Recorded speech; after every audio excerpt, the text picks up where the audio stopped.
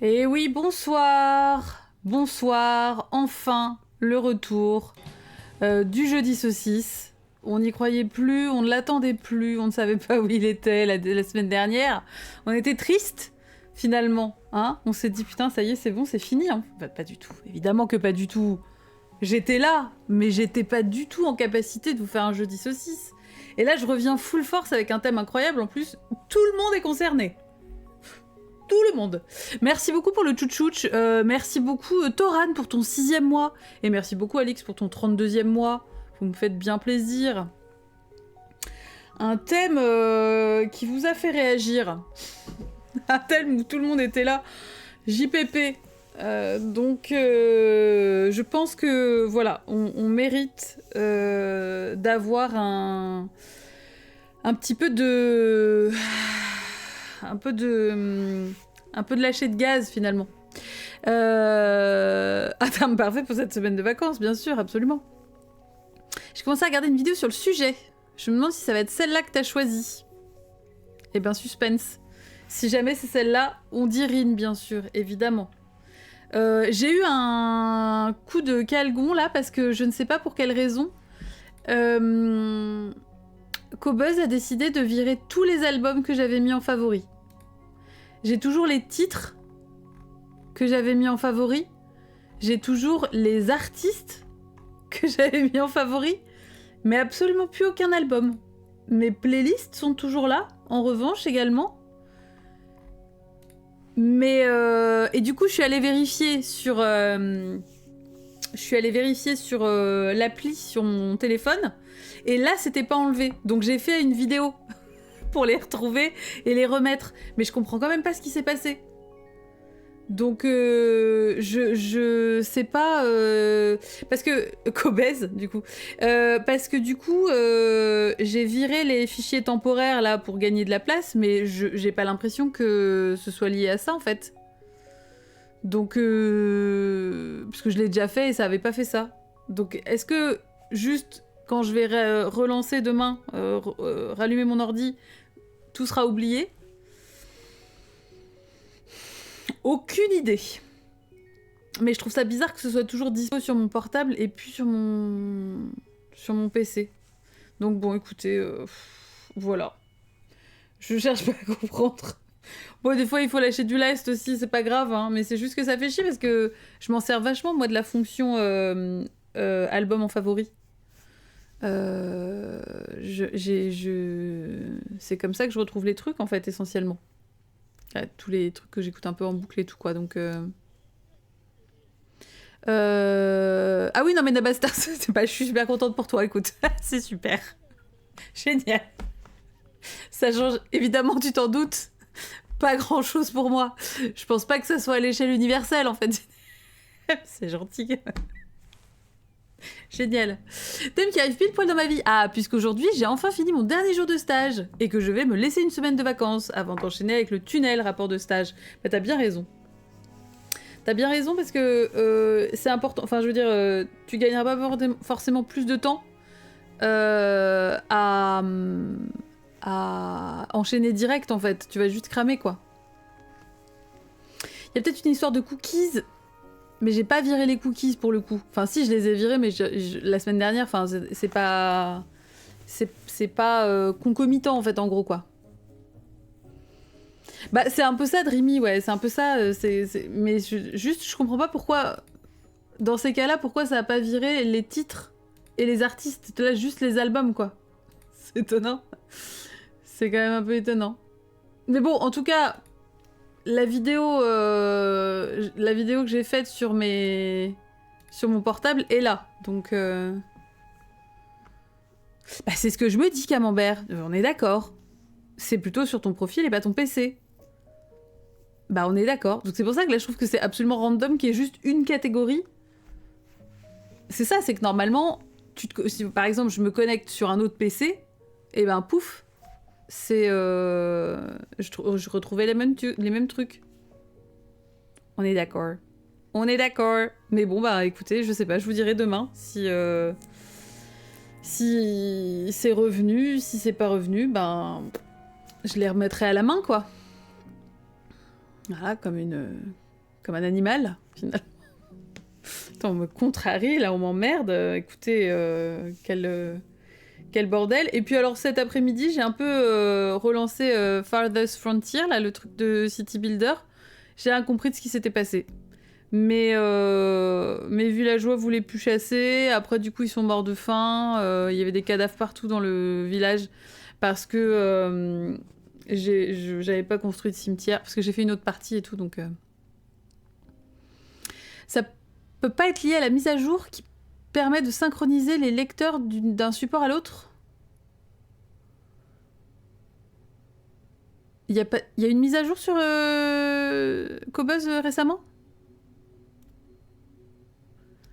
Ah mais là, Nema, j'avais mis en super facile aussi. Genre en mode pas d'attaque de sanglier et tout machin. Et bah pourtant, ça a pas marché. Et alors du coup, comme il y avait des morts partout, les gens ont décidé de se barrer parce que la qualité de vie était pas terrible. Mais ce qui était... J'ai pas compris. J'ai vraiment pas compris. Après, j'ai voulu installer des étables avec des vaches et tout. Sauf que je voyais pas comment acheter des vaches. En fait, ça les laissait juste dans le truc de commerce là, donc ça m'a gonflé. C'est pas grave, mais il y a eu une mise à jour. Ça sent peut-être un bug de dev. Ah, disons que ce serait pas la première fois qu'un dev supprime quelques lignes de base lors d'une mage. C'est pas du tout vécu. Ça a l'air un peu touffu comme jeu, ouais, c'est ça. Ah, j'ai pas encore lancé le bétail. Bah moi j'ai lancé, mais maintenant attends, je retrouve ce que j'écoute sur mon ordi quand je passe sur mon tel. Et voilà. Je pensais... Hein? Ah oui? Bah écoute, je sais pas. Bon, hein. On verra demain. Ça sera un problème pour la moi de demain. Ouais, des cadavres et pas de vaches, triste endroit. Hein. Bah ouais. Du coup, j'ai retéléchargé Manor Lords, qui est un autre city builder qui était peut-être moins touffu. Parce que je sais pas, j'ai envie de jouer à un city builder. Et j'en ai déjà dans ma besace. Mais là, j'avais un truc... En fait, voilà quoi. J'ai supprimé les cookies de ma ferme. Mais là, c'est surtout que c'était... Non, mais c'était trop bizarre. À un moment donné, j'ai acheté du fer aussi, mais je pouvais pas l'enlever de mon truc de commerce. Donc, c'est trop bizarre, quoi. Je me disais, en te regardant jouer l'autre jour, que ça ressemblait beaucoup à Manor Lords. Bah oui, tu vois, c'est pour ça. Et moi, j'ai Manor Lords aussi, donc... rien à foutre, je vais voir si ça marche mieux.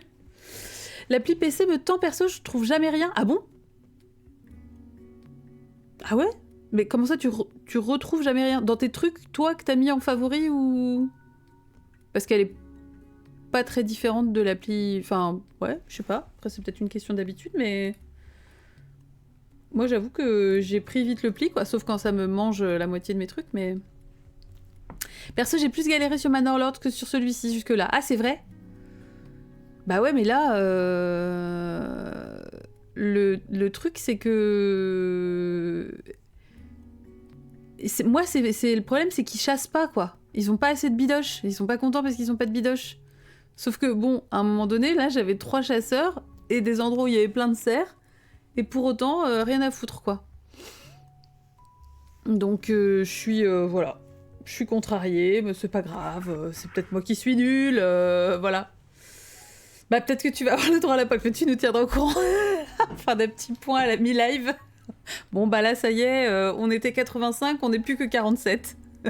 Tout le monde s'est barré, la moitié est morte, c'est compliqué. Ah, parce que ils ont du bois, ils ont tout et tout, mais... Et voilà, moi je leur ai dit, bah, bouffez des légumes, en fait. Faites pas chier, sinon... C'est pas obligé de bouffer de la bidoche à en plus finir, quoi. Ouais, non. Donc, je sais pas trop. J'ai jamais trouvé comment afficher les artistes que je suis. Juste les playlists. Ah bon? Bah c'est vraiment pas compliqué parce que c'est dans l'onglet favoris et t'as album, titre et artiste. Après je pense que ça va beaucoup chercher quoi. Mais parce que vraiment c'est... En haut t'as découvrir magazine, playlist, favoris, achat en local et dans favoris t'as 3 onglets album, titre, artiste. Tout est là. Un monde s'ouvre à toi. Et là vraiment il y a tout par ordre alphabétique. J'ai mis mon micro trop bas.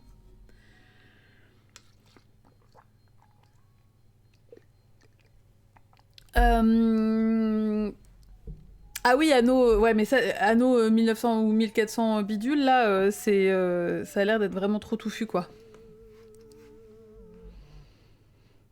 De quoi? Un groupe gothique? De quoi tu parles avec ma mère? Ah, Eros Nécropsique, putain. Oh, la référence des tréfonds, quoi. Je suis toujours pas acceptée sur le Discord. J'espère que j'ai pas dit de bêtises. Non, galette au sucre. Moi, je suis juste sous l'eau en ce moment. Hein. J'arrive même pas à répondre aux DM, donc... Faut pas chercher, hein. Je suis vraiment... Ouais. Là, j'arrive pas. Je suis... mais je fais tout à la... Je fais tout à la main, hein, donc... Pour moi, c'était pas dans Fave, en fait. Mais des trucs que je follow. Hein? Mais attends, comment ça? Parce que normalement, les artistes... Tu les likes, en fait. C'est pas tu les follow. Tu les likes et après tu les retrouves en favoris. Non? Pas du tout? Bah sinon Timberborn, hein, c'est vrai, Timberborn, c'est vrai, c'est pas une mauvaise suggestion. Peut-être que je relancerai la semaine prochaine. Oh, ça va faire beaucoup de choses, mais je me dis, bon, en plus toi tu gères Beluga, donc tu pourrais me driver un peu, me backciter. Anno 1400, je recommande de ouf, ok.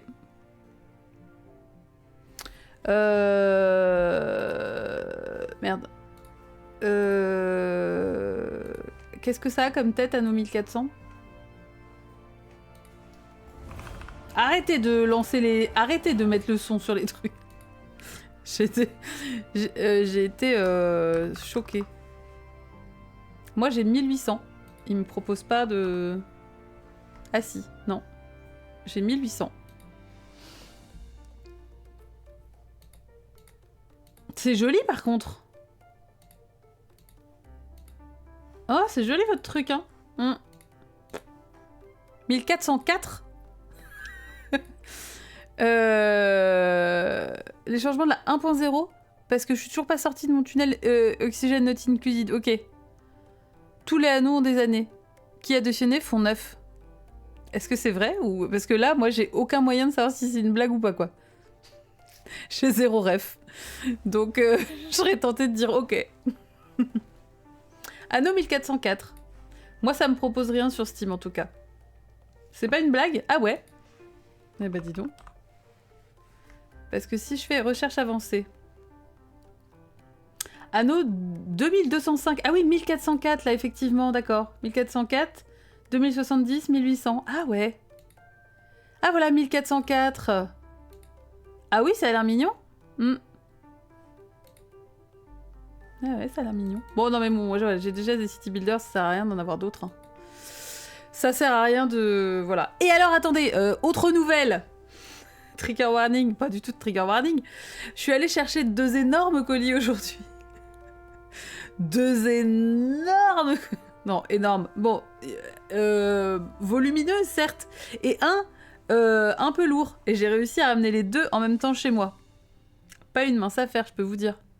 Un sur mon dos, un dans mes bras. On se demande de quoi il s'agit? Pas du tout. Donc, j'espère que vous êtes en train de brainstormer de part et d'autre de vous-même pour savoir quand on ouvre ça. Enfin, quand je ouvre ça. Donc, et ben voilà, je disais à Tipeee, peut-être plus le soir, parce que ça veut dire qu'il y a plus de gens qui sont dispo. Et donc, c'est plus cool. Mais c'est comme vous voulez. Tu vois? Probablement un habile petit meuble pour clavier. Non, mais alors, c'est pas une... Faut vraiment... Non, mais Tipou, tu rigoles ou quoi? C'est pas du... Je ne te blaguerai pas du tout. Non, puis j'ai réussi, hein. Franchement. Non, puis alors, heureusement, en fait, en vrai...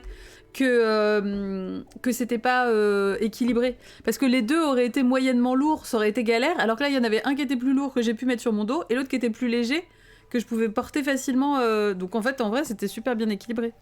Demain soir, alors, il n'y a pas de live du soir le vendredi, mais après... En vrai, ça pourrait, parce que comme moi, j'ai mon intervention demain midi... C'est peut-être un peu court pour que vous prévoyez, mais si vous, ça vous va, on pourrait faire ça demain soir, effectivement. Donc, bah non, mais c'est ça, Tipout qui a déjà super géré de ouf.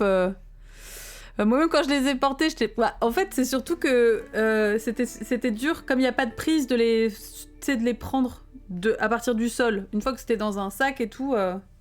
Pas demain soir, je suis pas là. Ouais, mais alors ça, Spooky, c'est un peu le... Il y aura jamais on arrivera à trouver un moment où tout le monde sera là. Donc il va falloir forcément se sacrifier, plus ou moins. C'est pas l'intervention auprès des jeunes, Bunny, parce que ça, c'était la semaine dernière, à Brest. Là, je vais dans une école d'EduxP. Ça va être trop cool. Je vous dirai, je vous raconterai. Mais il faut faire un sondage, ouais. Bah, sur le Discord, bah, à la limite, sur le Discord secret sur lequel je ne suis pas, éventuellement. Après, voilà, je me dis, demain soir, ça pourrait le faire, mais c'est peut-être un peu court pour que tout le monde s'organise, anticipe ou quoi, ou qu'est-ce, quoi. C'est les colis où je chiale, absolument. Enfin, c'est pas un prérequis, je veux dire, dans le sens où... Enfin, je veux dire, me mettez pas la pression. Parce qu'en fait, bon, le meilleur moyen de pas me faire chialer, c'était de dire « Ah, tu vas trop chialer. » Ah bah ça y est, il y a un poll dans le chat, vous pouvez. Après, faudra faire un poll ailleurs aussi, parce que tout le monde n'est pas là ce soir, mais... mais oui, on n'a pas vraiment envie qu'elle chiale, non. ça peut arriver, mais de base, vous savez que je chiale pas. Enfin, c'est voilà. De base, je chiale pas trop en live, donc. Oh Mimito, il est tout replié. Bah oui, il a froid, Mimi. Il est chiant, Momo, depuis 3 jours. Hein. Qu'est-ce que t'as mis comme proposition? Demain soir? La semaine prochaine? L'an prochain? Un moment en avril. J'aime bien parce que Poubinette qui dit « Putain, ils sont arrivés vite, j'avais un peu envie de faire une blague en disant « Oui, ben début avril, quoi. Pour un anniversaire en novembre, c'est vrai que... » Après, de toute façon, quoi qu'il arrive, j'insiste toujours pour que si c'est prêt, que ce soit jamais envoyé à Noël, mais... Oh, mais t'es trop chiant. Mais là, ça va, t'es calme. C'est bien, profitons-en.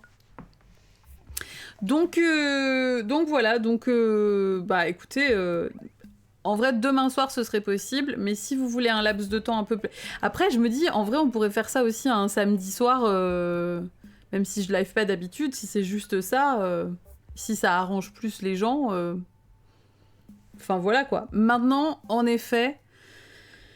Il faut faire un trait sur le fait que tout le monde puisse être dispo ou quoi ou qu'est-ce, quoi. C'est-à-dire que, voilà. Après, vous avez du bol, je suis quelqu'un de patient. Donc je vais pas péter un plomb ce week-end en mode, toi, j'en ai rien à foutre, je les ouvre. Ça, j'ai gardé le gros colis de l'année dernière, je l'ai gardé pendant un moment. Pendant, peut-être 1 ou 2 semaines, je crois, je sais plus le temps qu'on se cale. Donc, et j'avais le gros carton dans mon salon. Et Momo qui tournait autour et tout. Et lui, il en pouvait plus. Moi, ça allait, quoi. Comment ça, juste ça? Juste ça de quoi? J'ai dit juste ça? Non, alors, il y a 2 colis dans mon salon. Jamais je dirais juste ça. Hein. J'ai vraiment choc barre de baiser, comme on dit. Momo est attachante. Momo mérite un petit t-shirt, effectivement. Bobou. C'est à cause du froid, peut-être un truc comme ça. Hein. Il explose. Et ouais. Bah là, il était debout sur la pile de carton, là. Sur 25 votes, 18 avril. Hein? Comment ça? Non, on a demain soir. 18 en avril. Ah oui, pardon. Abstention catastrophique. Pas en avril, demain. Ah non, si c'est juste ça... Non, bah, en fait, quand je dis ça, c'est juste... si c'est juste un live d'ouverture de cadeaux, genre, évidemment, j'évite de bosser... Le samedi, c'est mon seul jour de repos, en fait, c'est surtout ça. Surtout ça. Mais c'est pour ça que quand je dis... si c'est juste une ouverture de cadeaux, genre, pas un live de jeu ou quoi que ce soit, let's go, quoi. Je peux faire une exception. Mais bon, vous me dites, vous voyez de votre côté, et vous revenez vers moi, quoi. Pourquoi en mars pour le colis d'anniversaire? Bah parce qu'il y a du monde. Et que du coup, c'est une question d'orga aussi. Après, c'est pas trop à moi de répondre à cette question-là, puisque c'est pas moi qui organise ça, mais... Je peux faire un sondage sur le Discord principal en proposant demain soir, samedi soir, ou soir la semaine pro. Absolument. Parce que je suis débordée, c'est ça. Tipout fait déjà bien ce qu'elle peut. Et surtout parce que, encore une fois, je suis pas... Enfin, je suis pas pressée, c'est pas moi qui exige ça, quoi. Je suis déjà choquée que vous organisiez des trucs, donc je suis pas là en mode bon, vous avez vu la date, enfin ça n'a aucun sens là. On attend l'année prochaine, c'est pas grave. Vraiment. Bon, écoutez, c'est bon. C'est que c'est vexant là, ce stade. Vous dites tout de suite que vous n'avez rien en fait. Horrible. Horrible. Non, moi je trouve ça trop bien parce que du coup c'est trop en mode mon anniversaire quoi. Je suis trop contente. Donc effectivement, c'est possible demain soir. Alors par contre, il faudrait quand même des réponses rapides afin que je puisse annoncer demain matin si y a live plutôt demain soir ou voilà quoi. Avril, une fois. On est vraiment pas loin d'avril là quand même. On est border quoi. Je bug sur les Google Sheets à livre Dolly 2025. Donc ouais, non, voilà, il n'y a pas de date, butoir en tout cas. Moi, je trouve ça cool parce que c'est vrai qu'au moins ça met la pression à personne, quoi. Petit sondage at everyone toutes les 6 heures sur Discord. Eh, bougez-vous le fiac, les cons, là. On répond. Hop, hop, hop. Donc bref, écoutez, on verra bien. Mais sachant que... oui, de toute façon, le live demain ne commencera, s'il y a de live demain après-midi, du coup, qu'à vers 15h, quoi. Parce que moi, mon truc termine à 14h. Le temps, on ramasse, on reste discuter, pof, pof, pof. Hop, métro, je rentre. Paf, je suis là. Ah ouais, mais j'aurais pas mangé. Ah, ah oui, parce que... ah oui. Bon, écoutez, on verra bien. On verra bien. Ça n'est pas un souci. Et puis ouais. Si c'est bon, c'était en train de... J'ai annoncé le film du débrief. Oui, j'ai annoncé le film du débrief. C'est bon, je m'y suis pris plus tôt cette fois-ci. Ravie. Trop boulot cadeau, c'est ça. Ouais, faut voir. Mukbang, putain, en live, t'imagines? Il y a des gens qui font ça sur Twitch. Oui, bah j'imagine, ouais. Je vais devoir manger à 15h, ouais. Ouais. Ben ouais.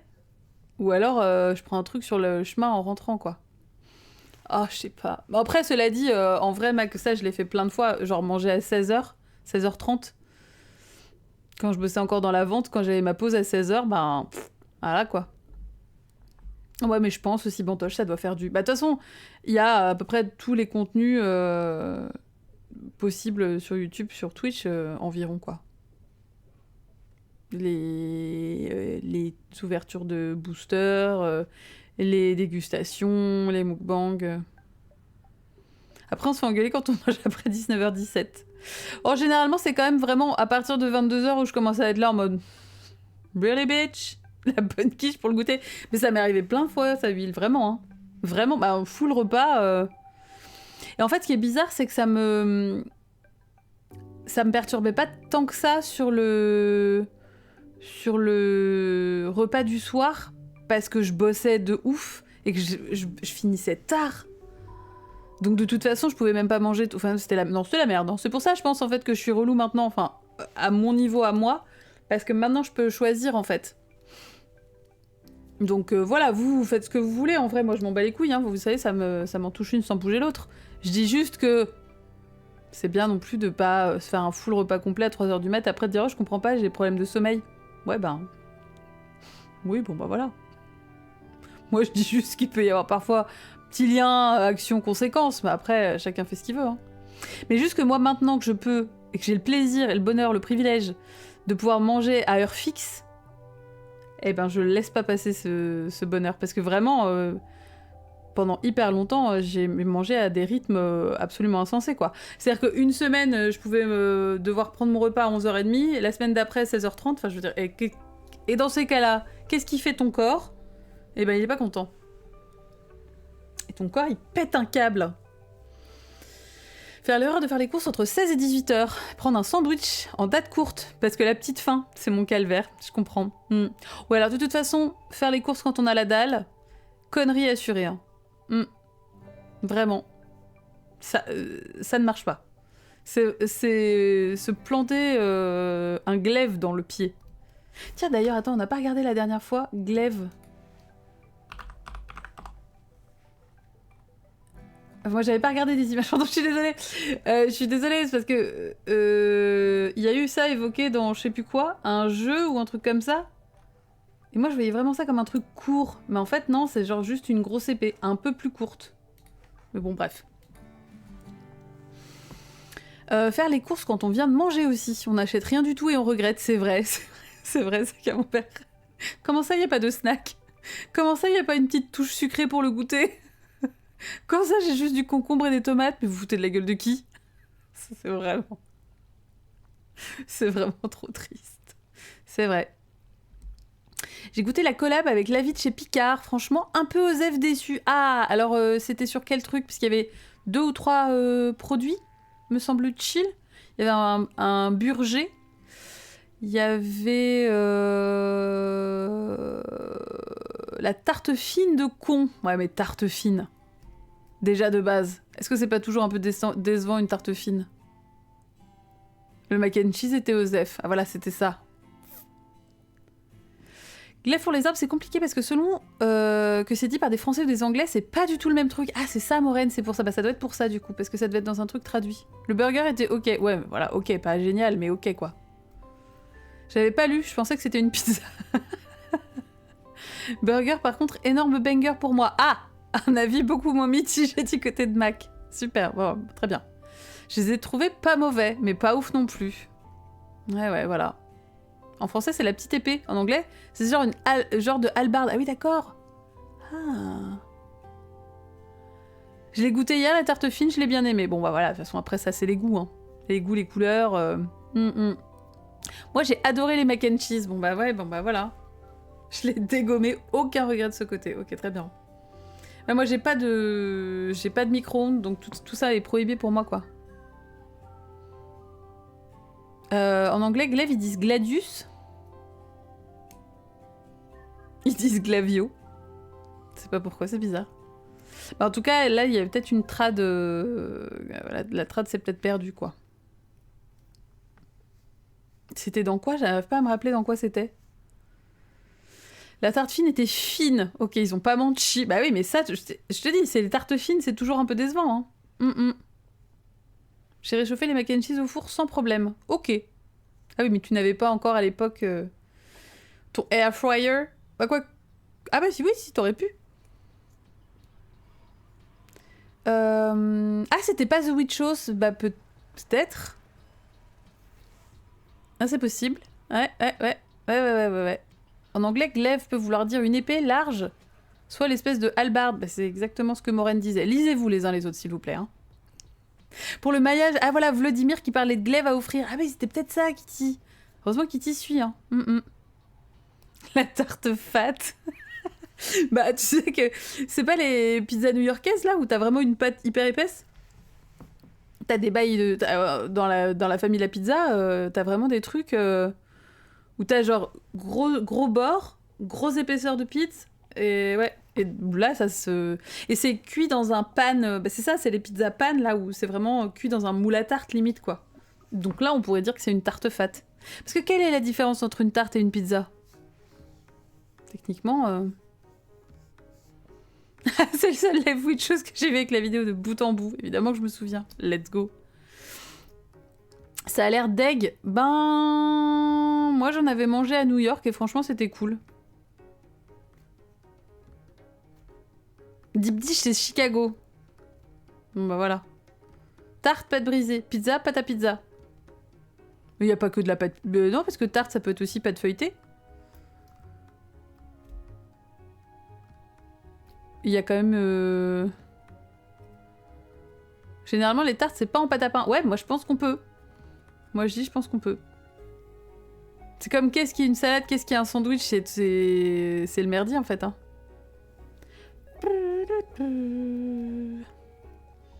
Au Moyen-Âge, si ça avait un long manche et une grosse tête en métal, ils appelaient ça une hache. Ouais.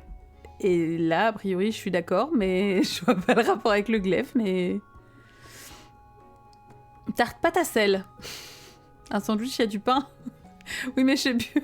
Je crois que non, mais... la Tarza. Je crois que j'avais vu une vidéo là-dessus qui disait en fait techniquement ça c'est un sandwich, ça je sais pas quoi et tout. J'étais en mode ah what. Mais bon, j'aurais pu expliquer, j'ai la flemme donc démerdez-vous avec ça. J'en ai rien à foutre. Je vous donne la moitié des infos.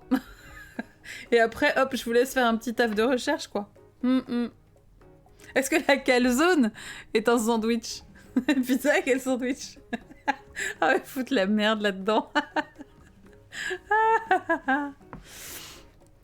Ah oui, hallebarde égale hache, marteau égale hache. Ah oui, d'accord. Ouais, mais bon, la glaive... ouais, non, mais bon, là... Vous voyez comme quoi les mots... Alors on est là, oh là, il faut conserver l'usage des mots. Oui, mais enfin, des fois, les mots, ils n'ont aucun sens. Allez, on se concentre. La hallebarde, c'est un sandwich. Vous mettez du pain de chaque côté. Donc, la vidéo que nous allons regarder ce soir, c'est une vidéo de Rowan Ellis, qu'on adore, qu'elle a sortie il y a 3 mois, et que je garde au chaud depuis un bon moment, et qui s'appelle « You're not lazy, the ethics of rest ». Super nécessaire un peu, finalement. Puisque tout le monde est en galère, personne ne sait comment se reposer, tout le monde culpabilise, on est vraiment au bout du rules. On est au bout du rules. Alors, est-ce que c'est vraiment de la flemme? Parfois oui, hein, il faut quand même pas non plus se dire que la flemme n'existe pas. Mais en revanche, c'est pas forcément ce que vous croyez.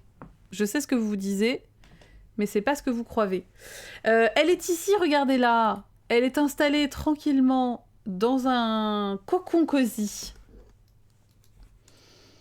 Ah, tu t'étais mise de côté, toi, Kitty. Ok, trop bien. Ah, c'est celle-là que t'avais commencé, Dreamy. Bon, voilà. Donc, c'est parti. Let's go. Donc, évidemment, vous attendez, comme d'habitude, qu'elle parle. Et vous me direz si vous entendez. Alors, attention, c'est parti. Tell me if this sounds familiar. Je vais augmenter un peu. Je sens bien que vous allez dire... oh non. Oh, j'entends rien du tout. Tell me if this sounds... Ah, mes sœurs, je voudrais essayer la musique. Vous voulez me dire si on l'entend au fond du temple? Est-ce que c'est mieux, là? familiar. You feel tired. You've a project to finish or a deadline to hit and you can't wait for... C'est encore un peu bas. Allez, je vous mets à 200, ça sera mon dernier mot. Tell me if this sounds familiar. Là, c'est bon, normalement. À un moment donné... Suis-je devenue sourde? C'est la branlette, ça, on l'a déjà dit plusieurs fois. Hein. Ah ouais. Hop! Donc c'est parti, on se concentre. Je vous ai mis les sous-titres, c'est fantastique. Tell me if Let's this go. sounds familiar. You feel tired. You've a project to finish or a deadline to hit and you can't wait for the weekend. Except the weekend is packed too with chores and, oh my god, you agreed to go to coffee with that friend and then you booked a class at the gym and, well, the sun is setting before you leave the office in the evenings now and you're drained before you even gotten home. So you managed to book a few days off. No plans, just glorious free time to rest and relax. But as you lie in bed on those days off, you feel a little anxious. There's something restless in your chest, like you should be doing something. Why do you feel guilty, almost, for doing nothing? And you're still tired. In fact, you're more tired than you realised. Like you've been running on a hamster wheel so fast that you didn't even realise until you tried to step off. You were going to chill out on these days off, you know, read a book, maybe do some art. God, you used to love... Merci beaucoup, Belfort, pour ton 59e mois. Tout le monde en PLS, quoi. J'avais envie d'écrire un truc sur la course à la productivité qu'on voit partout depuis quelques semaines. C'est vrai, Camembert, bah tu vois, j'ai pré-shot. Ouais, je suis dans vos têtes, hein, de toute façon. Dites-vous bien. Hein. to paint, but you can't even really concentrate on watching... The Lazy Girl's Guide to Being Productive. Ouais, non mais... TV. And then, like a flash, it's over, and you're back at work feeling just as exhausted as when you left. Today, we're going to be talking about rest, our struggle to truly find it, and the powerful forces that benefit from keeping us exhausted. Part 1. What even is rest? C'est vrai. Rest, it turns out... Oui, parce que en vrai, je pense que il y a aussi un merdier avec le fait que on n'arrive pas à définir réellement ce qu'on a besoin, ce dont on a besoin, quand on dit qu'on a envie de se reposer. Genre, enfin, est-ce qu'il faudrait vraiment qu'on fasse un planning, genre vraiment qu'on conscientise concrètement ce dont on a besoin, se réveiller tard, rester traîné au lit si on le veut, rester traîné à lire un bouquin dans son canapé, etc. Bah, se ressourcer ou se reposer. Oui, mais tu vois, qu'est-ce que ça veut dire ? Parce que tu vois, j'ai l'impression que prends soin de toi, repose-toi, santé mentale, tout ça c'est des espèces de petites notions qu'on répète en mode il faut ça, il faut que je me repose, il faut ceci, il faut que cela, sans jamais vraiment réussir à savoir en quoi ça consiste pour nous, quoi. Parce que parfois, je me dis aussi, si l'idée qu'on se fait du repos, c'est un repos hypothétique, genre par exemple, rien faire du tout, alors que c'est pas ce qui nous convient à nous, bah évidemment qu'on va se sentir mal aussi, quoi. Petite chose à savoir quand on se repose pour optimiser la productivité du repos. Non, mais c'est pas ça, Camembert, mais tu vois ce que je veux dire ? Genre, essayer de savoir qu'est-ce qui me fait vraiment du bien quand je veux me reposer. Qu'est-ce qui marche vraiment, quoi ? Quel est le rythme et qu'est-ce qu'il faut que je... Parce que je pense que c'est ça aussi, quoi. Bah, faut éviter la performance du repos, sauf que c'est vrai que je pense que parfois ça devient difficile de vraiment savoir si on aspire à l'image du repos, l'image d'Épinal du repos qui nous est vendue dans les films, dans les séries, machin, etc., alors que ça nous convient pas vraiment à nous. Tu vois, pour certaines personnes, aller se balader dans la nature, c'est pas vraiment se reposer. Parce que tu marches quand même, parce que tu fournis un effort. Pour d'autres, c'est vraiment nécessaire. Genre, moi, j'ai besoin, tu vois, d'aller dans la nature et tout, machin. Donc, la définition n'est pas la même, quoi. Ça rend trop glandouillé à regarder des vidéos dans un vortex YouTube. Je sais pas si c'est vraiment se reposer, parce qu'est-ce que tu reposes vraiment ton cerveau aussi ? Tu vois, c'est pareil. Enfin, et puis, quelle est ton occupation le reste du temps ? Parce que moi, personnellement... glander et me reposer devant un écran, bah pas tant, parce que c'est déjà mon taf, tu vois, donc j'en veux pas aux gens qui me disent prends soin de toi, mais JPP t'entends ça tout le temps. Oui, c'est ça, c'est loin d'être simple et ça dépend pas que de nous, en fait. Bah c'est ça, hein. Il y a vraiment ce truc d'individualisme. Je suis une youtubeuse québécoise qui a son me time dans son planning, sauf qu'elle y casse sa skincare, son sport, certaines tâches, et je suis pas d'accord qu'elle considère ça comme des moments off. Bah oui, non, c'est ça, hein. Elle se considère aussi comme workaholic, donc un problème. Ouais, c'est ça. J'imagine que pour elle, c'est peut-être des temps où elle baisse un peu la fréquence, quoi. C'est pas les mêmes activités si t'es anxieux, nerveux, fatigué physiquement, c'est ça, hein. En vieillissant, je me rends compte aussi que le repos n'a pas le même sens que quand j'étais plus jeune non plus. Oui, c'est ça, c'est compliqué de piger ce que c'est pour nous à un instant donné. Je suis assez d'accord, effectivement. Je pense que c'est pour ça que c'est bien des fois de se dire de quoi j'ai vraiment besoin, quoi. A contrario, il y a ceux qui ne sont pas capables de ne rien faire et qui surperforment leur temps libre. Bien sûr, mais parfois, t'as des moyens de quand même trouver comment... Qu'est-ce qui fait que t'arrives à quand même te détacher un peu, quoi. Oui, c'est un peu comme la différence de vision de vacances. C'est ça, glandouille, rando 8 heures par jour, exactement, c'est ça. Et parfois, tu peux faire les deux. C'est pas forcément l'un ou l'autre, mais... Des fois, j'ai besoin de la balade en forêt. Des fois, j'ai besoin de me vider le cerveau devant une série ou un jeu vidéo connu. Bah oui. Ou inconnu, même, j'imagine. Est-ce que tu glandouilles tout en culpabilisant ? Est-ce que tu glandouilles en toute tranquillité ? Bah ouais, et ça, le problème, c'est aussi de réussir à se mettre des conditions, enfin des conditions, je dis, pas des conditions sine qua non, mais des conditions, un environnement dans lequel tu culpabilises pas, quoi. C'est-à-dire, soit tu fais, par exemple, je sais pas, j'ai un truc sur ma lunette, sur mon verre, soit tu fais toute ta paperasse avant, soit tu vois, tu réponds à tous tes mails, etc., machin, pour être sûr que il y ait au moins pas cette espèce de nuage au-dessus qui te dit putain, c'est vrai que t'avais ça à faire et là t'es en train de rien faire, etc. Donc ça peut par exemple aider, quoi. Pour moi, le repos, c'est faire ce dont j'ai envie spontanément. Rien faire, jouer, dormir, cuisiner. Juste faire aucun truc obligatoire. Ok, je comprends. Le repos, c'est aussi réussir à poser de la charge mentale et à faire des choses au fil de l'eau. Oui, c'est ça, genre de pas avoir à prévoir de repas, de courses, de tenues. Je comprends, ouais. Ça, à la limite, prévoir les repas, ça me gêne pas trop, puisque dans une certaine mesure, certaines recettes et certains temps que je prends pour me faire à manger, ça peut être du repos aussi, quoi, tu vois. Mais donc, rien que ça, je trouve que c'est déjà intéressant de se dire, ok, mais c'est quoi le repos, quoi ? Parce que c'est pas forcément une notion commune à tout le monde, enfin, c'est pas un truc qu'on t'encourage à vraiment identifier non plus, quoi. Le vrai repos, c'est agir comme si j'étais malade. Ah oui, couette, manger des pommes frites à 16h. T'es vraiment un bébé, Nelly. Arre, à gaga. Mais je vois, je comprends. C'est vrai que quand t'es malade, tu peux rien faire, en fait, techniquement. Donc tu culpabilises moi, parce que de toute façon, t'as pas le jus, quoi. Gaga coucou.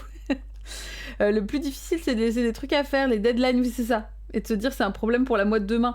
Bah ouais, et alors après, moi, j'aurais plutôt tendance à régler les trucs avant, mais... je sais pas si prévoir de vider sa boîte mail, ça peut aider à se détendre. Parce que quand est-ce qu'on peut se dire que ça y est, c'est fini, on dit stop? Alors que souvent au boulot, on nous bombarde de mails et de messages pro. Alors, ouais, alors vider complètement sa boîte mail, moi j'avoue, c'est pas possible. C'est un truc que, enfin, perso, ma boîte mail pro, c'est pas un problème. Enfin, ça va, ça devrait l'être sur certains trucs, mais c'est pas ça qui me chiffonne, quoi, j'avoue. Hein. Ça pourrait avoir l'effet inverse, de jamais se reposer tant qu'on n'a pas l'impression d'avoir mérité son repos. Ah oui, mais ça, de toute façon, c'est un peu le propos de la vidéo, c'est qu'on considère jamais vraiment mérité, quoi. Je vois que j'ai du mal à faire un truc sans avoir un podcast ou un truc en fond, donc je me dis que je repose jamais mon cerveau complètement. Je suis assez d'accord, Malex. Hein. Des fois, je me dis, il faudrait vraiment... Tu vois, même par exemple, la dernière fois, j'ai vraiment essayé de lire dans le silence, parce que je repensais à ce que Elmoser disait. Et elle faisait cet effort-là aussi. J'étais là, ouais, putain, c'est vrai que des fois, il faudrait que je fasse ça, quoi. Pour vraiment laisser mon cerveau un peu tranquille, quoi. Ranger et nettoyer mon appart, ça me repose mentalement, donc c'est limite du self-care vu que je vis seule. Alors je comprends, mais je pense que je l'inclurais pas dans du repos non plus. Ça participe à mieux me reposer après, je pense. Tu vois mais par contre, genre, poser des jours de repos et faire mon ménage, vraiment, ça me ferait chier, quoi. Donc, la lecture, c'est la seule exception pour moi. Bah ouais, mais là, moi-même, la lecture, c'est pas une exception, quoi. Après, il faut distinguer ce qui est reposant de ce qui est thérapeutique. Ah oui, c'est ça, pour reprendre l'exemple de la boîte mail, je suis satisfait quand je le fais, mais c'est pas reposant de distinguer les mails à ranger de ceux à supprimer. Oui, voilà, je vois ce que tu veux dire, Maureen. Absolument, oui. Le côté relax et tout. Coucou les Dimouchka. J'ai toujours dans le fond de ma tête le fameux « c'est bien ce que je te reproche » en réponse à mon « mais maman, j'ai rien fait ». Je comprends. J'ai l'impression pour ma part que pour pas culpabiliser de faire ce que je veux, j'ai aussi beaucoup dû faire appel à la méthode Coué, du coup pas Coé, mais parce que vraiment n'appliquez jamais la méthode Coué. En me répétant sans cesse, là je suis pas au travail, j'ai aucune raison d'y penser, de m'y inquiéter. Ok, d'auto-convaincre, quoi. Perso, j'ai le souci inverse de pas savoir quand j'ai fait des trucs. N'ayant pas de travail, j'ai constamment l'impression de rien foutre. Je vois ce que tu veux dire, ok. Qu'elle va me daronne en me rappelant toutes les corvées effectuées que j'arrive pas à trouver suffisant ou légitimes. Je vois ce que tu veux dire, ouais. Oui, ce qui fait que du coup, quand tu te reposes, tu te dis, ok, mais j'ai pas mérité, en fait. Ouais. Je suis complètement incapable de faire des tâches ménagères sans avoir un audiobook ou un live Twitch dans les oreilles. Ouais, mais alors c'est une tâche ménagère, ça, Violette, c'est encore un peu différent, tu vois. Là, je pense que, effectivement, y a un peu ce truc où... Moi, la lecture, normalement, ce serait censé être détente. Et ça devrait se suffire, quoi. J'ai plein de collègues qui veulent pas faire le ménage le week-end pour profiter. Mais en fait, le faire des jours de boulot, c'est trop lourd. Ouais, je comprends. Ou alors, il faut micro-doser, quoi. Il y a aussi mes parents qui me demandent « T'as des trucs de prévu ce week-end ?» Et du coup, ça me culpabilise quand j'ai rien à leur dire. Je vois ce que tu veux dire, Kitty, ouais. Ouais. Bah, c'est ça, le truc, c'est que... je pense que c'est aussi un peu, tu sais, la course à la sociabilité, machin, etc. Où il faut toujours avoir des trucs de prévus tout le temps, sans arrêt, voir plein de gens, machin. Et en fait, des fois, t'as juste envie de dire, écoutez, j'ai pas le jus, moi. Week-end de 4 jours ou rien, j'avoue. Hein. Oui, il n'y a pas de planning avec des heures on-off, ouais, c'est ça. Moi, j'avoue que mon plus gros problème, c'est la question de la déconnexion, quoi.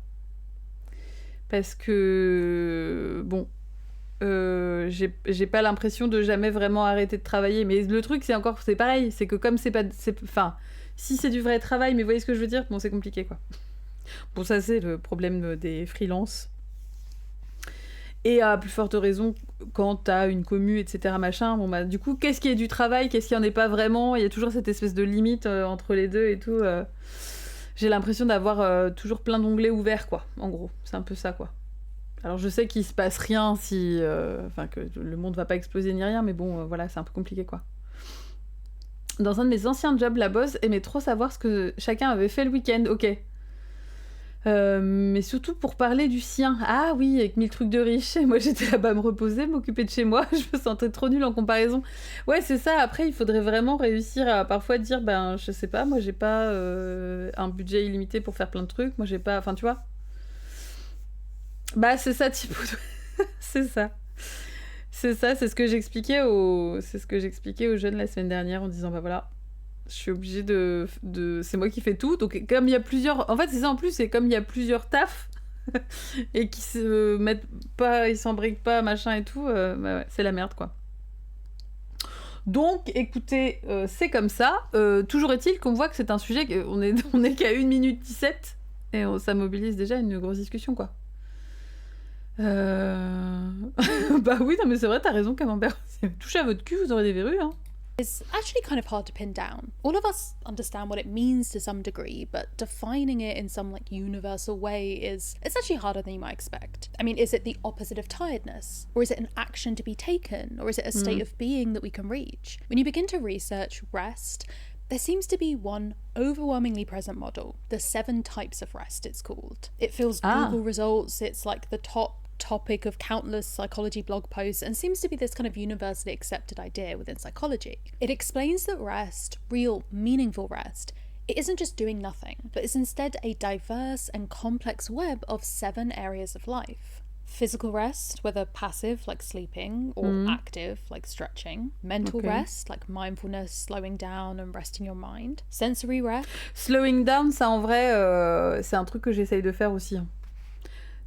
Parce que des fois, j'ai l'impression de courir partout alors qu'il n'y a vraiment pas de problème à ça. Enfin, je pourrais aller plus lentement. Et même pour mon corps, ce serait mieux sur certains trucs. Et ben... Donc, pleine conscience, quoi. Vraiment, c'est là genre, calme-toi. C'est vraiment ça, quoi. Reducing sensory input and overload or avoid... Ah bah là, voilà, c'est ce qu'on disait. Du coup, de couper la musique de temps en temps. Avoiding under and overstimulation. Creative rest, finding passion in making, doing and thinking. Ça, a priori, on est plutôt balèze dans la crypte là-dessus, quoi. Creatively and reawakening a sense of possibility. Emotional rest, like expressing yourself and your feelings. Social rest, which is like stepping away from people or relationships. Ça, on est assez balèze aussi, ça va. Groups that drain you, or spending time with rejuvenating friends or family, or even... c'est intéressant si t'es relié au Revenge Bedtime Procrastination, où on grignote sur le temps de sommeil. Oui, c'est ça. Donc le repos dans sa forme la plus vitale et importante, pour avoir des moments off mais éveillés. Bah ouais, moi c'était ça quand je bossais dans la vente et que donc j'avais effectivement ces plannings complètement débiles. Bah le truc c'est que, évidemment que, tu vois, quand tu rentres chez toi à 22h, bah t'as pas envie d'aller te coucher direct, alors que techniquement, il y aurait cette nécessité, parce que ton corps a besoin de se reposer, qu'en plus tu viens d'avoir une journée horrible et tout machin. Mais bah en fait j'étais en mode bah non, parce que ça veut dire que juste ma journée ça aurait été de bosser comme une con, quoi. Donc certainement pas, donc je me couchais vers 1h, 2h du mat, sauf que du coup j'étais claquée, puisqu'en plus parfois les jours s'enchaînaient pas correctement et faisaient que du coup je finissais à 22h mais je commençais à 8h, enfin donc c'était vraiment la merde de merde, quoi. Donc ouais, vraiment compliqué, quoi. Taking alone time. And finally, spiritual rest, finding purpose and belonging, connection, meditation, prayer, community. But despite how widespread this concept is, the ideas are more recent than we might think. The brainchild of Dr. Sandra Dalton Smith, who I was lucky enough to interview for this video. My background's in internal medicine, but unfortunately, even if you know a lot about a topic, especially with healthcare, they taught us a lot about actual taking care of patients, but they didn't really teach us how to be sustainable in the profession, how to care for yourself so you don't burn out. C'est exactement ce que je vais faire du coup demain d'ailleurs, parce qu'effectivement, vraisemblablement dans les écoles d'EduxP, ben il y a absolument rien qui est vraiment fait autour de la santé mentale du personnel, en fait. C'est-à-dire que comment, alors que tu vas quand même être confronté à des situations super difficiles, parfois, pas systématiquement, mais quand même, c'est une probabilité. Et que déjà, même dans les études, ça peut être compliqué. Et donc, ils ont pas tellement quoi que ce soit fait autour de ça. Et quand ma pote m'en a parlé, j'étais en mode « Waouh !» Bah c'est chaud. Après j'imagine que c'est un manque de temps, un manque de budget, un manque de considération, tu vois. Mais je me dis, waouh, enfin il y a tant à faire quoi. So I burned out was how I initially started my rest journey.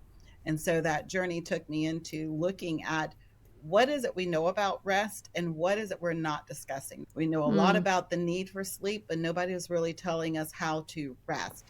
Rest and sleep were just being kind of lumped over into the same bucket. There were so many other areas where I saw that I was losing energy. And if you're losing energy in a place, then it can become depleted. And a term that I tend to use is have a rest deficit. And that's what we're feeling. And so for a lot of us, when we say we're tired, we aren't quantifying exactly what kind of tired it is. It's like, I'm tired, but what kind of tired is it? Is it physical, mental, spiritual? You know, which of the 7 is it? A few years ago, the Wellcome Collection in London hosted a years-long project on rest and restlessness, which included the Rest Test Survey. More than 18,000 people from 134 countries attempted the survey, making this the world's largest ever survey on rest. They gave participants a list of restful activities and had them rank them. This is the result. Need for sleep. Rien à voir, effectivement. C'est vraiment littéral, quoi. J'ai l'impression de toujours couper court en plein milieu de ma période de rest, parce que j'en ai besoin. De plus que les heures que j'ai à dispo. Ok, je comprends. Même pendant mes congés. Parce que tu t'autorises pas, ou parce que sinon tu passerais ta journée au lit, tu veux dire? Parce que techniquement tu pourrais, quoi, mais... les EduxP sont vraiment sur le front. Bah, c'est ça, Bunny. Hein. Vraiment, c'est pour ça que moi, j'étais vraiment hyper étonnée, quoi. Donc, et c'est surtout que comment est-ce que tu peux aussi apporter des solutions? C'est pour ça que là, moi, de parler de certains jeux qui peuvent aider à ça ou débloquer des situations, etc., ça me rend super contente parce que je me dis que c'est pas grand-chose, mais c'est au moins ça déjà, quoi. C'est-à-dire que c'est pas une formation que tu dois faire, c'est pas un truc, mais c'est un truc que tu peux intégrer pour essayer d'identifier déjà aussi. Parce que des fois, c'est un peu difficile, même soi-même, de se dire pourquoi est-ce qu'il y a ce truc-là qui me pèse, pourquoi est-ce que c'est compliqué, etc. et tout. Mais je me dis... tu peux faire presque plus de mal que de bien si toi vraiment tu t'encaisses trop sans jamais identifier quoi que ce soit et que t'aies pas le temps et que tu sois pris dans le truc en disant bon voilà on s'en fout, ou alors que tu te coupes un peu de tes ressentis et que ça pose d'autres soucis aussi, quoi.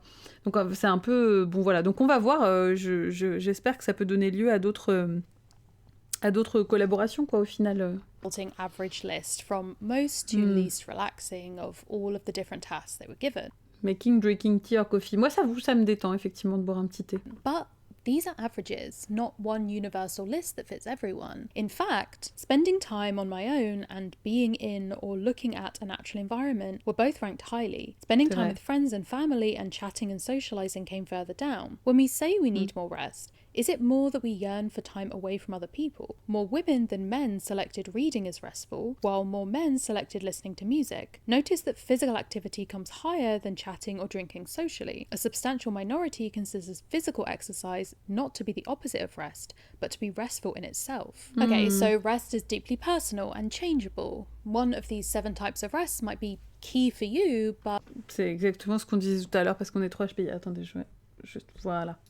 Je vous vois mieux comme ça, sinon j'avais la lumière. Mais oui, bah voilà, donc on est d'accord. On avait pré-shot. Putain, mais les énormes cerveaux ici. Restless to your best friend, even. And outside of the theory of the 7 types of rest, there are other ideas about what exactly rest is. Although I will say these aren't in contradiction to Dalton Smith's ideas. Non-sleep deep rest, or NSDR, is a term coined by Dr. Andrew Huberman, a neuroscientist and professor at the Stanford School of Medicine, which describes the practice of relaxation techniques which... On est trop en avance on est super mature pour notre âge, c'est vrai. Faut le dire. Je vous le dirai pas souvent, mais... Use the body to affect the mind. Rather than trying to think your way into feeling relaxed, you lean into a state of physical relaxation that your nervous system then matches, which is itself based on a much older tradition of yoga nidra.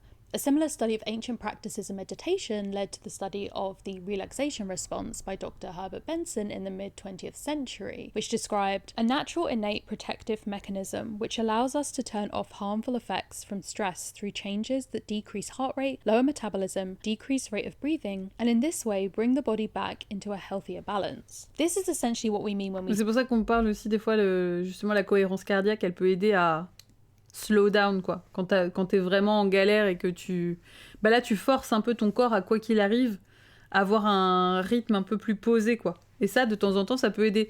Bon, après, là, c'est pareil. Je pense qu'il y a des gens sur qui ça marche, d'autres sur qui ça marche pas. Say rest, right? An internal feeling that is about both our body and our mind. Rest is paradoxically an action. It's a thing you do, but it's also an intended result to feel rested.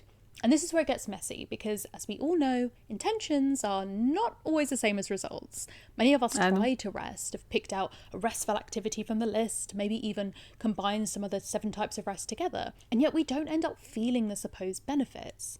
If rest, as Dr. Benson suggests, is a natural state of being, why is it so damn hard? When we gave people a list of words and asked which word best described what rest meant to them, the most commonly cited word was relaxing, followed by peaceful, calming, comfortable, recuperative, and sleep. A small proportion of people... Confortable, moi j'aurais dit, c'est vrai que confortable c'est bien. Ouais, genre le repos c'est confortable quoi. Bon, il y a un truc calme, tout... ok, mais le confort quand même ça te met en sécurité. Et la sécurité, c'est en effet le repos. Chose the words rare, stress-inducing, anxiety-inducing, and guilt-inducing. Significantly more women than men did this. And this, I suppose, is the heart of it. Comfortable, relaxing, peaceful, all things rest is supposed to be. Yet the exact opposite is also present for many people. Guilt, stress, and anxiety. Something about rest doesn't feel natural to us anymore, if it ever did. And that is a big problem. C'est triste. Part 2. Why can't we rest? I just spent 3 weeks in Berlin as a creative in residence. 3 weeks where I got to stay in a lovely flat, take time off from YouTube work and create. Before I arrived... Bah ouais, c'est ça, Bunny, tu vois. À partir du moment où t'es en sécurité, tu vas avoir aussi tendance à moins t'inquiéter. Et tu vas... Enfin, tu vois, c'est-à-dire que c'est vraiment ça, c'est que t'es pas dans le fight or flight, quoi. Tu vois, t'es vraiment... Et je trouve que c'est intéressant, ça, pour le coup, de se dire que, est-ce qu'on est vraiment jamais en sécurité dans cette saucisse ? Ben non, et je pense que c'est vraiment en lien à ça, quoi. Vraiment, je pense que c'est aussi important d'identifier que, il y a quand même plein de choses qui sont pas liées à nous, qui nous mettent en insécurité, quoi. Les vêtements mous, ça aide beaucoup. Hein. Ah ouais. I anticipated jamming my days full to the brim with creative work. That, after all, is what making the most of an opportunity looks like, right? This artistic treadmill of thinking and writing and, importantly, producing. I felt like I needed to have something significant and finished by the end of my time there. Now, I'd taken off time from YouTube before, and I knew how it always goes for me. Even when I'm meant to be resting, I think of something that needs to be done in the future or something I could be doing right now. A part of me feels like every moment of rest and that tiny bit of energy that I get from that rest should be used immediately in case I lose that spark. I asked a friend to hop on a call with me while I was in Berlin to try and figure out, ways to be productive when I was there. Le gros truc AI dessus, là, ça me fait strategies to success, how to work out clear goals for my time. And then I had dinner with the woman who runs the residency, and I really earnestly told her, I talked to a friend today about my goals for the trip. And she turns to me and says, well, I hope you said nothing. I hope you have no goals. I hope you know your only obligation is exploration and play and rest. The way that moment rewired my brain chemistry in many ways, the freedom that gave me was like a thunderclap. Oui, je trouve que là, en plus, ce qu'elle dit, c'est le fait que les gens n'attendent pas de toi non plus. C'est-à-dire que... Et c'est pour ça que c'est intéressant d'avoir ces conversations, c'est que c'est prendre conscience de ce que nous, on peut projeter sur les autres et aussi, et les forcer à faire, enfin... C'est-à-dire que là, si vraiment t'as quelqu'un qui dit « c'est pas grave, en fait, si tu fais rien ». Alors oui, effectivement, normalement, on n'a pas besoin de la validation extérieure, mais il y a quand même ce truc où t'es dans un environnement où les gens n'attendent pas de toi que tu sois en performance constante, quoi. Yeah, it still wasn't easy to actually do, even with that sort of permission. Even as I was literally seeing the way that rest was helping my creativity and exploration levels, I still felt like I needed to earn that enjoyment. The mindset encouraged by capitalism enforces the idea that productivity is key, that your worth, both in terms of monetary output, but also just like as a person, work hybrid kind of creature, is in how much you can produce, your speed, your efficiency, your contributions. I read a bunch of books about rest for this video, and so many of them, once you peel back even the surface layer, they weren't about rest at all. They were about productivity too. Rest was just a way of like accessing and streamlining productivity. Productivity was the only way rest could be justified. Okay, this isn't in the script, and I can't believe I'm about to get so meta here. It's been, 5 minutes of this video so far, and I've already mentioned capitalism. I know it's a Rowan Ellis video, but that's pretty soon. A lot of big concepts. There's been citations, quotations, stats. Not necessarily very restful for you in the last 5 minutes, or for me. So I'm going to take 2 seconds to just pause, take a deep breath, relax your shoulders. Let me introduce you to the gang. This is PT, short for PTSD. Je trouve ça fantastique qu'elle nous présente ses peluches, je suis trop contente. Des fois, c'est pas de la validation extérieure dans le sens qu'elle le décrit, j'ai plutôt l'impression que c'était la petite voix pour vraiment prendre conscience de ça. Oui, bien sûr, mais tu vois, il y a quand même un peu ce truc où...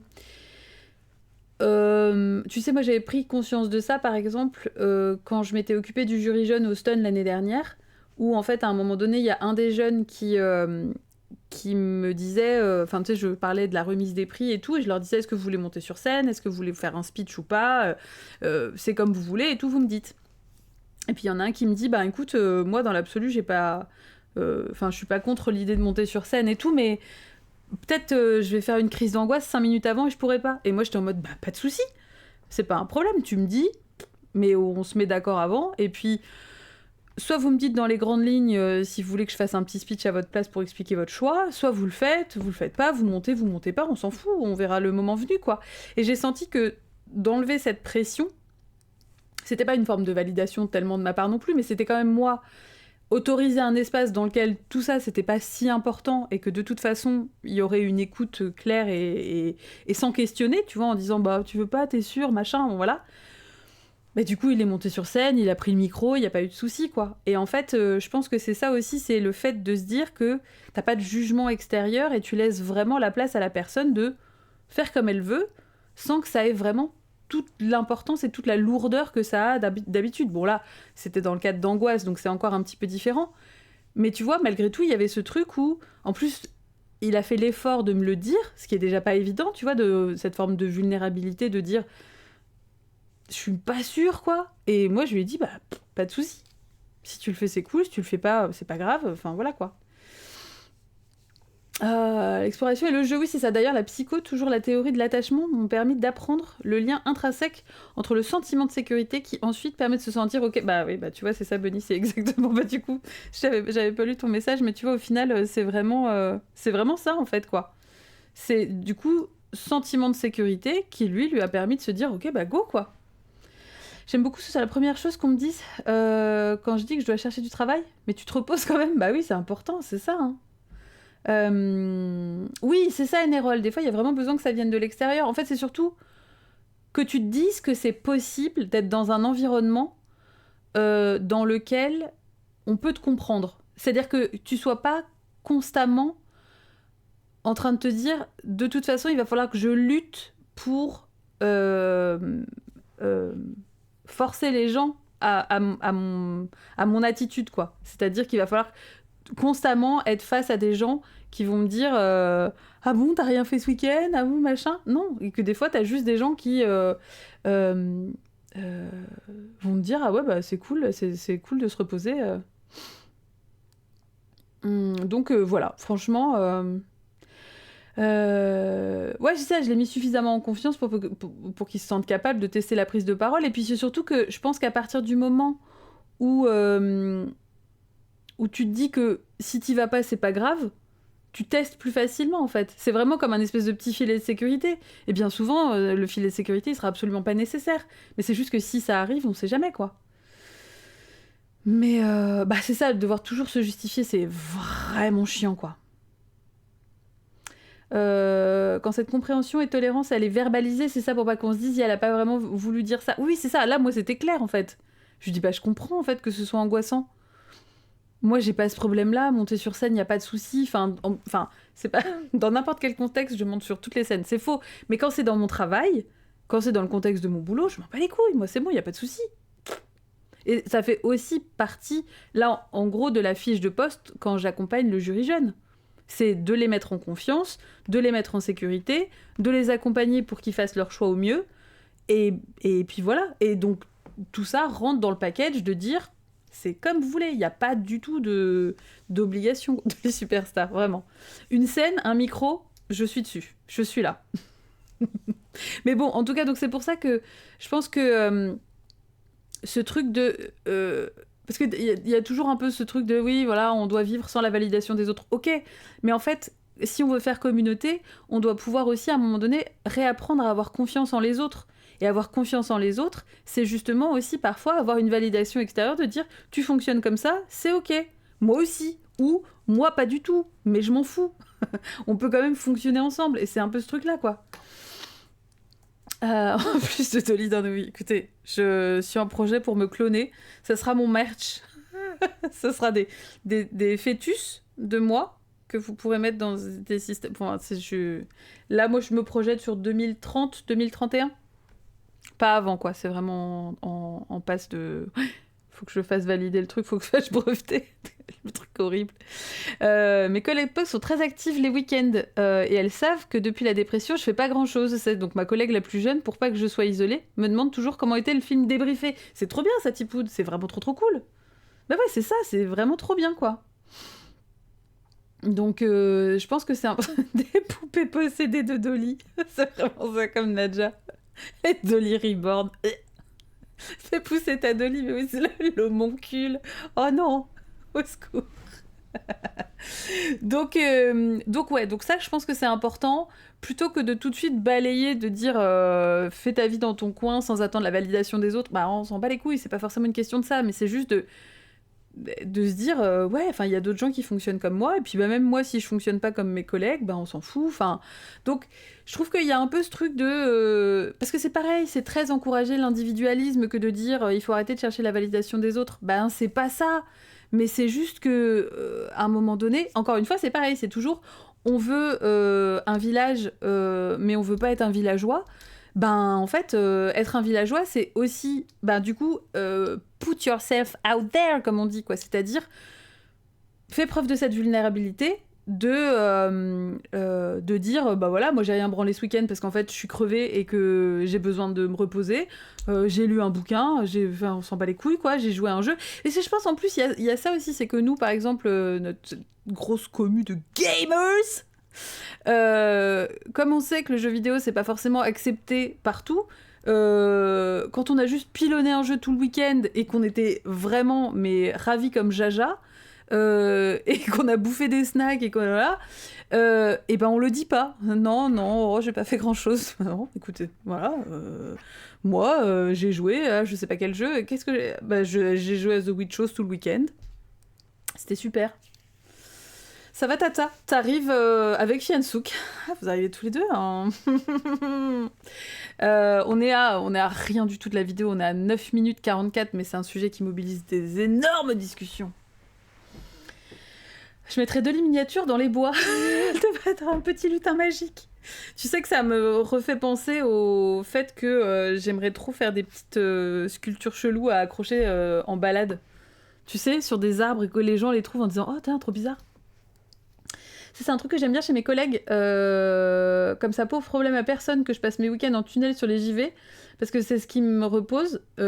Merde, c'est remonté, désolé. J'ai aucun souci à le dire, ouais, bah ça c'est bien, voilà, ouais.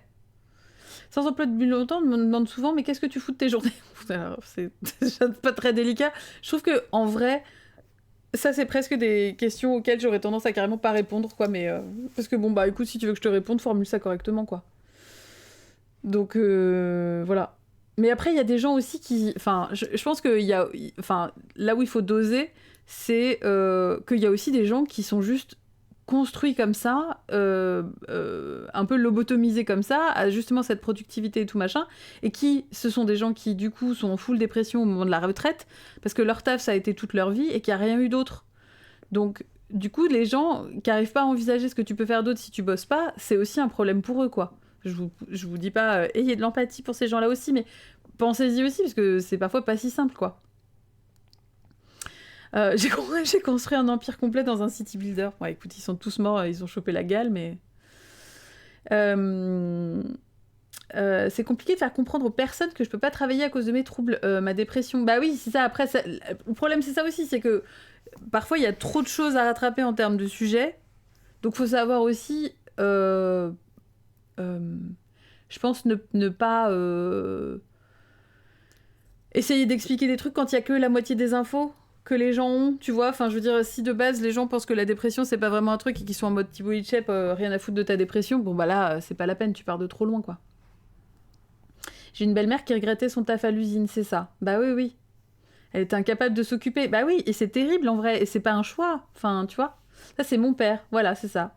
Quand il nous a annoncé qu'il reprenait sa retraite, on a un peu paniqué avec mon frère, parce que mon père a 0 passion en dehors de son taf et du syndicat. Dans l'absolu, le syndicat, la lutte, ça peut être une passion. Mais cependant, effectivement, c'est difficile. Et donc, c'est pour ça que c'est forcément des gens qui vont projeter ça sur toi.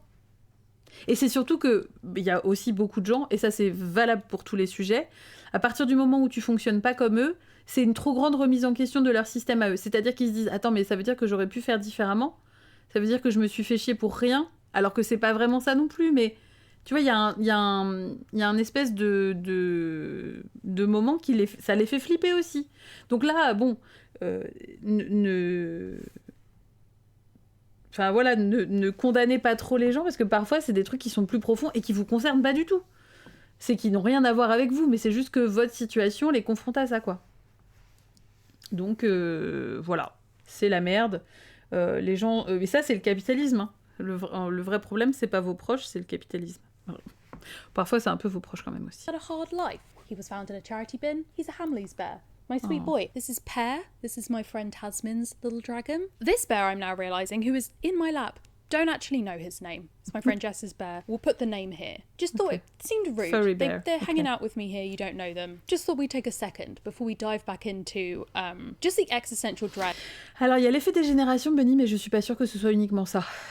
Je suis pas sûre que ce soit uniquement ça. Je pense qu'il y a vraiment des gens qui sont deep là-dedans, de nos âges, plus jeunes, plus... Enfin, je serais tentée de te dire oui, un peu la génération, parce que les plus vieilles générations sont des générations aussi qui, pour qui la santé mentale n'est pas du tout un sujet, que tu vas voir un psy que si t'es toc-toc, zinzin, machin, enfin, tu vois, genre, tout ça, très, très psychophobe et tout. Donc ça rajoute un peu un niveau de plus, mais en revanche...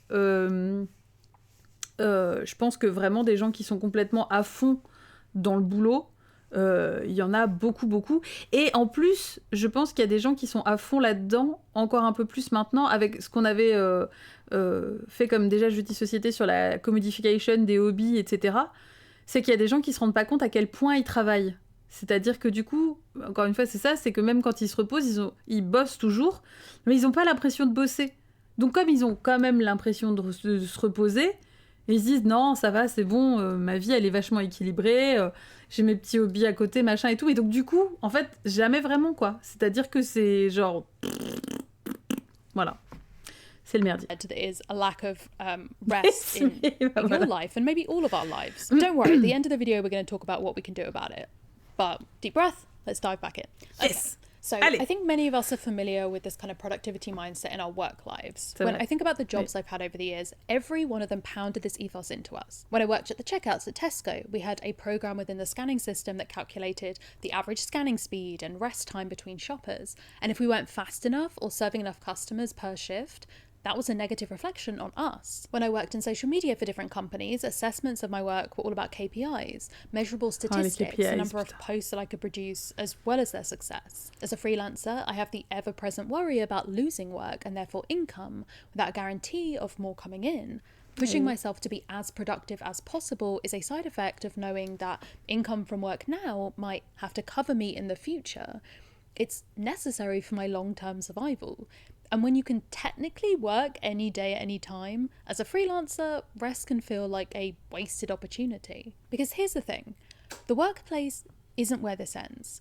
Our internalized capitalist ideas around work create a belief framework that extends to every part of our lives, until we start to think about food, friendships, even our time alone with our own thoughts through this same lens of productivity. There's evidence we think about others this way too. One workplace study from Columbia Business School asked people to assess fake Facebook posts written by a fictional woman called Sally Fisher. One version of Sally said things like, enjoying a long lunch break, and at 5 p.m. on a Friday she posted, done with work. In the other version, the busy Sally Fisher posted, quick 10-minute lunch, and at 5 p.m. on Friday she posted, still working. People were asked to assess her social status. You'll not be surprised to learn that they rated the busy Sally as higher in status, more in demand, and put her on a top rung of a pictorial ladder of economic wealth. If she's too busy to stop for a proper lunch, they reasoned, she must be important. Lazy Sally languished low on the ladder. This assessment of her attitude to work reflected not just on her work itself and income status, but on her social status more widely. This pervasive work ethic has a long history, existing actually before... J'adresse juste la couleur de son canapé qui a l'air très jolie. Enfin, ou alors une tête Dolly, je ne sais pas ce que c'est très beau. Vanny sera évidemment d'accord avec moi. Or the advent of capitalism, but was still fueled and based in fear and inequality in many ways. Obviously. Take the Puritan-based idea that work improved one's moral character, an idea perfectly suited as a persuasive technique encouraging the working classes to toil for the sake of their own souls. Work was not just to grow and harvest the food that could feed the town, or weaving the fabric that would create clothes to keep out the cold. It was a moral and religious pursuit all on its own. And historically, this wasn't just a philosophical theory used on paid workers. This form of Christianity taught that suffering was morally righteous, and that slaves would be rewarded in heaven for being docile, agreeable, and most important, diligent. Diligence, productivity, hard work, all wrapped up into a package of moral virtue that could be unloaded like a weapon to punish those that went against it. The idle, lazy, apathetic people, the morally corrupt. The purpose of work became the work itself, not because it was necessarily fulfilling, but to justify work as a natural part of human life. That separation between the purpose of work and the product of that work has been the focus of many subsequent economic theories. Once you get to a level or type of production that moves beyond the materially useful, like food or clothing, and into the type of busy work that only serves to make further profit for corporate elites, you need something more to encourage workers to continue that work. Framing hard work itself as a sign of moral goodness is the foundation of a capitalist world where the product of many people's work doesn't seem to do much material good for anyone. You need a work ethic that persuades people to continue to work anyway. Many of us live in affluent countries with boundless technology that could alleviate the need to work at all. And yet, many of us struggle still with finding a real restful sense of relaxation. C'est exactement le même problème avec l'IA générative. On nous fait croire que du coup, ça va nous enlever toute une partie des contraintes du travail. Mais évidemment que c'est pas ça qui se passe. Et évidemment que c'est pas ça le but au fond, quoi. C'est ouf que des gens y croient. Whether the work ethic is continued as an internal judge affecting our work is immaterial, so long as the ethic remains a driving force of workplaces themselves. We can remove the self-flagellance of guilt, but so long as the threat of socio-professional disapproval or dismissal remains, so does the work ethic as king, or, in the space of the workplace, boss. Once we understand rest as a political concept, we can start to see how easily it overlaps with issues of social justice and inequality. Ils ont shut down le service d'IA de petit ami porno d'OpenAI. En plus de Sora et tout, là. Ouais. Après, est-ce que c'est suffisamment... Je sais pas si... Enfin, voilà. Bon, il y a des signes de faiblesse, mais je suis pas sûre que la bubble burst soon, quoi. Envie d'avoir un buzzer sur lequel je pourrais appuyer dès que je suis en mode oh my god, oui. Bah, ça fait un peu ça avec les vidéos de Rowan Ellis, hein, de toute façon. Ouais. Oui, en plus, l'IA remplace les métiers créatifs, donc c'est vraiment pas les trucs les plus chiants, quoi. Normalement, mais... There's the obvious economic inequality with rest. Despite what a lot of rich people seem to think, making more money doesn't automatically mean that you've worked harder. In fact, a lot of truly grueling and thankless jobs are terribly paid. The rise of freelancing C'est and ça. the gig economy has led to a workforce of people without reliable access to like employee perks like retirement plans, healthcare, overtime, or even weekends. Many jobs within this gig economy require constant availability if you want to have a reasonable income. Quand elle dit gig economy, c'est vachement... Là, quand on dit ça, en général, c'est tout ce qui est Deliveroo, ce genre de truc-là, où on te pousse à être pseudo-indépendant, mais enfin, t'es juste exploité au max, c'est vraiment... Et t'as aucune sécurité de l'emploi, c'est la merde, à tout moment on peut te dégager, enfin, tu n'existes pas, enfin... Article from The Guardian in 2020 interviewed gig workers about their schedules. One handyman telling the journalist, "If you want to get the money, you've got to be available 7 days a week." I feel like at this point, everyone on this corner of the internet... Au UK, elle a le contrat 0 heure. T'as les contraintes du CDI sans aucune garantie, mais c'est vraiment... Ouais, mais c'est ça. Et gig economy, c'est vraiment tous les boulots de merde. On en avait d'ailleurs parlé dans un jeudi société. Mais je crois que c'était celui où tout est cheap, mais tout est cher. Enfin, il y avait... C'est souvent, tu sais, dans ce truc de on gagne encore moins, on bosse toujours plus, on est plus exploité, on n'a pas de sécurité d'emploi, donc on peut pas faire de gros achats, on peut pas acheter de maison, machin, etc. Donc du coup, on a besoin d'acheter plein de petites choses merdiques pour se rassurer en n'ayant jamais suffisamment de confort pour pouvoir acheter des choses plus significatives, quoi. Étant donné que l'achat est vu comme une espèce de détente et de hobby dans cette saucisse. Ce qui, en soi, est déjà un problème, quoi. Mais bon, voilà, quoi. understands that it's expensive to be poor, right? You can't buy the expensive thing outright, so you buy the cheap thing that will break.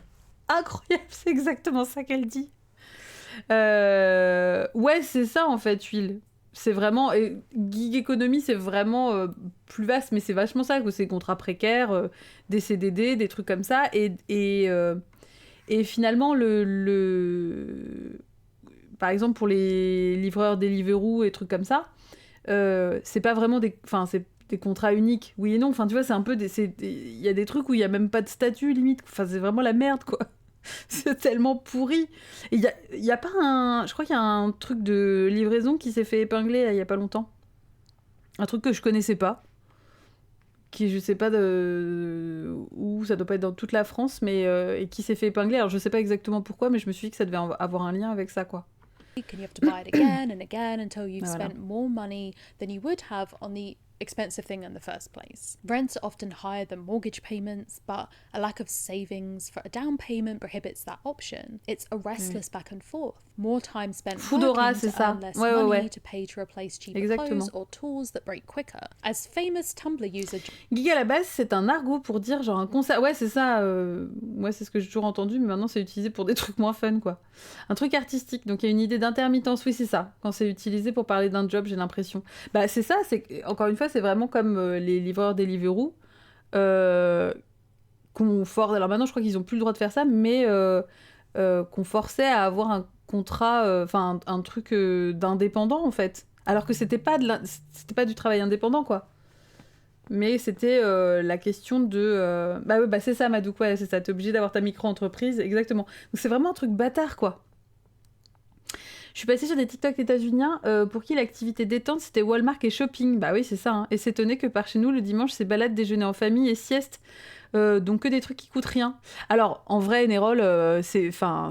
Il y a plein de gens pour qui c'est pas ça du tout. Et il y a plein de Français pour qui le shopping, c'est un hobby, hein. Je pense pas que ce soit si simple que ça. Alors effectivement, aux États-Unis, c'est toujours 3000 fois pire. Mais je suis pas sûre que pour la majorité des Français, ce soit toujours... Enfin, si, alors le dimanche, ça dépend où tu vis, mais tu vois, genre vraiment le shopping comme activité détente, c'est un truc que j'ai vu, moi, quand j'ai... Enfin, à des formations et tout de maquilleuse, là, on devait parler de nos hobbies et tout. Eh ben... le shopping, quoi. Le shopping. Il y a plein de boîtes qui font ça, embaucher des indépendants via des boîtes de sous-traitance. Bah ouais, c'est ça. Tout est ouvert le dimanche maintenant, ça dépend où, mais c'est vrai que de plus en plus, quoi. Et on arrive vers ça, vraiment. Parce qu'il y a de plus en plus de demandes aussi. Donc je pense que vraiment, on est en train de perdre ça progressivement, quoi. John Green put it in a recent video, poverty is expensive because it costs so much time and money to navigate systems that are built to exclude the poor. For example, consider 2 college students. Let's actually get you involved in this. This one, pair, family is financially well off, is able to support them. But Petey's family, low income, isn't able to contribute to his studies or housing financially. The richer student can simply pay tuition and living costs through gifts from their family. The poorer student needs to research scholarships, financial aid and student loans, fill out applications, and if accepted, fill out even more paperwork. In addition to spending potentially more money on their education in the long run due to interest rates, the poor student will also spend more time than the rich student on paying that money. In Esau Macaulay's essay, A Hidden Currency of Incalculable... c'est chaud de déconstruire le fait de sortir faire les magasins comme n'étant pas une activité détente. Bah ouais. C'est pas au stade du hobby, mais c'est cette activité un peu exceptionnelle que je peux pas faire en semaine à cause du boulot. Je vois ce que tu veux dire, Lita, ouais. Ouais, mais voilà, parce qu'encore une fois, on a ce truc de pouvoir d'achat où vraiment le fait d'acheter... c'est aussi un plaisir, donc le fait de faire du lèche-vitrine et tout, c'est une promesse de plaisir, donc c'est valorisé à fond, quoi. Worth, he writes, poverty is the great thief of time, robbing parents of hours spent with their children. It takes them away from sporting events, choir concerts, ballet recitals, afternoon homework, and watching Saturday morning cartoons, snuggled on the couch in pyjamas. It may seem unconventional to describe a lack of seconds, minutes, and hours as a form of destitution, but poverty is a scarcity that extends to every aspect of life. That essay focuses mainly on the importance of having time with your children, but I think its conclusion applies to child-free people as well. Living wage should be one in which there is space for something beyond work. If rest is available in the space... Ça, c'est exactement ce que disait aussi William Morris. Ce bon Willy, il disait la même chose, c'est-à-dire que l'idée, c'est pas de se reposer pour pouvoir travailler mieux, mais c'est de se reposer suffisamment pour bosser et pas être complètement claqué à la fin et pouvoir continuer à faire d'autres trucs, quoi. Je me souviens d'un conflit qui est vite devenu violent parce que j'essaie d'expliquer ça à un gars qui se croyait avoir réussi dans la vie parce que livreur Uber. Il a pris comme une insulte et a commencé à me harceler. Il a fallu que je le dénonce à la fac et qu'il soit renvoyé. Ah oui, je comprends. Après, c'est vrai que ça dépend... vraiment, rien ne justifie le harcèlement, mais parce que là, c'est encore un peu à part. Mais je comprends, selon la façon dont tu l'expliques à quelqu'un, comment ça peut être vu effectivement comme une attaque ou comme comme du mépris. Parce que, de temps en temps, si tu vois que ta tentative d'explication ne va pas au bout, c'est pas forcément parce que la personne ne comprend pas, c'est parce qu'elle veut pas comprendre. Et dans une certaine mesure, des fois, faut juste se dire que si c'est sa situation actuelle, évidemment que c'est pris comme une violence pour lui aussi, tu vois. Après, ça ne justifie absolument pas de prendre ses proportions, mais tout le monde n'est pas forcément en mesure d'accueillir une si grosse remise en question de son statut, quoi, au final. Surtout s'il est un peu des loulous. J'essaie de m'interdire de faire les courses trop tard en semaine, ok, ou pas du tout le dimanche, même si les magasins sont ouverts ici. C'est ma petite pierre de révolte contre la saucisse. C'est important de se garder des espaces comme ça de lutte, finalement, de résistance, hein. Between work, it's inevitably ever out of reach for those whose work includes not just a singular job, but potentially multiple jobs, alongside these extra steps, in addition to things like extended commuting time on cheaper public transit routes. The acceptance of these disparities have a long history. The social upheaval of the Industrial Revolution needed to frame hard, often backbreaking work as vital to humanity. Propaganda from that time often claimed that if the working poor weren't kept busy, they would resort to crime and drug use, and society would run amok. Laziness had officially become not only a personal failing, but a social ill to be defeated, and it has remained that way ever since. This social imbalance of rest goes beyond class and income. Gender, for example, has to be considered when we look at the distribution of housework, where on average women tend to do more housework even if they already work the same hours as their male partner. A 2022 study found that women have 30% less free time than men. with married heterosexual child-free women spending 2.4 times as much time as their male counterparts on household work. And of course, there's the ways that disability intersects with work and rest. If you have a chronic illness, for example, you're pretty much guaranteed to have a different relationship to rest than broadly healthy, able-bodied people do. You may have less energy to begin with fatigue as a key symptom in many chronic conditions. You might have heard people refer to themselves as spoonies or talk about not having enough spoons to do something. This idea originated... À chaque fois que quelqu'un se plaint d'un médecin qui fait pas d'heures sup, vous pouvez être sûr que j'ouvre grand ma gueule. Moi, je suis trop contente que les docteurs mettent enfin leurs limites. Et patati et patata, bah vraiment, hein, vraiment. Hein. In Christine Miserandino's essay, The Spoon Theory, Miserandino, who has lupus, used spoons to explain the daily toll that her condition takes. While trying to explain her experience to a friend while they were in a diner, Miserandino grabbed a bunch of literal spoons and placed them in front of her friend. She said, "These spoons represent energy," and then asked her friend to go through her daily routine, with Miserandino taking away a spoon for each task. As she rattled off daily chores, or just fun things to do, I explained how each one would cost her a spoon. I broke down every task to show her how every little detail needs to be thought out. You cannot simply just throw clothes on when you're sick. I explained that I have to see what clothes I can physically put on. If my hands hurt that day, buttons are out of the question. If I have bruises that day, I need to wear long sleeves. And if I have a fever, I need a sweater to stay warm, and so on. When we got to the end of her pretend day, she said she was hungry. I summarised that she had to eat dinner, but she only had one spoon left. If she cooked, she wouldn't have enough energy to clean the pots. If she went out for dinner, she might be too tired to drive home safely. It's a reality that many people are intimately familiar with. Tasks take more time and more energy for you, giving less time to rest, but more rest time is needed than the average person to do a task in the first place. And then there are other symptoms that are difficulties on top. Pain, of course, can affect people's ability to rest, as well as dizziness or vertigo or heart palpitations. As Miserandino continued, I didn't even bother to add into this game that she was so nauseous that cooking was probably out of the question anyway, so she decided to make soup. It was easy. I then said, it's only 7 p.m. You have the rest of the night, but maybe end up with one spoon so you can do something fun, or clean your apartment, or do chores, but you can't do it all. People with mobility issues face additional steps to even travel to the same events, workplaces. Alors, personne ne veut l'entendre.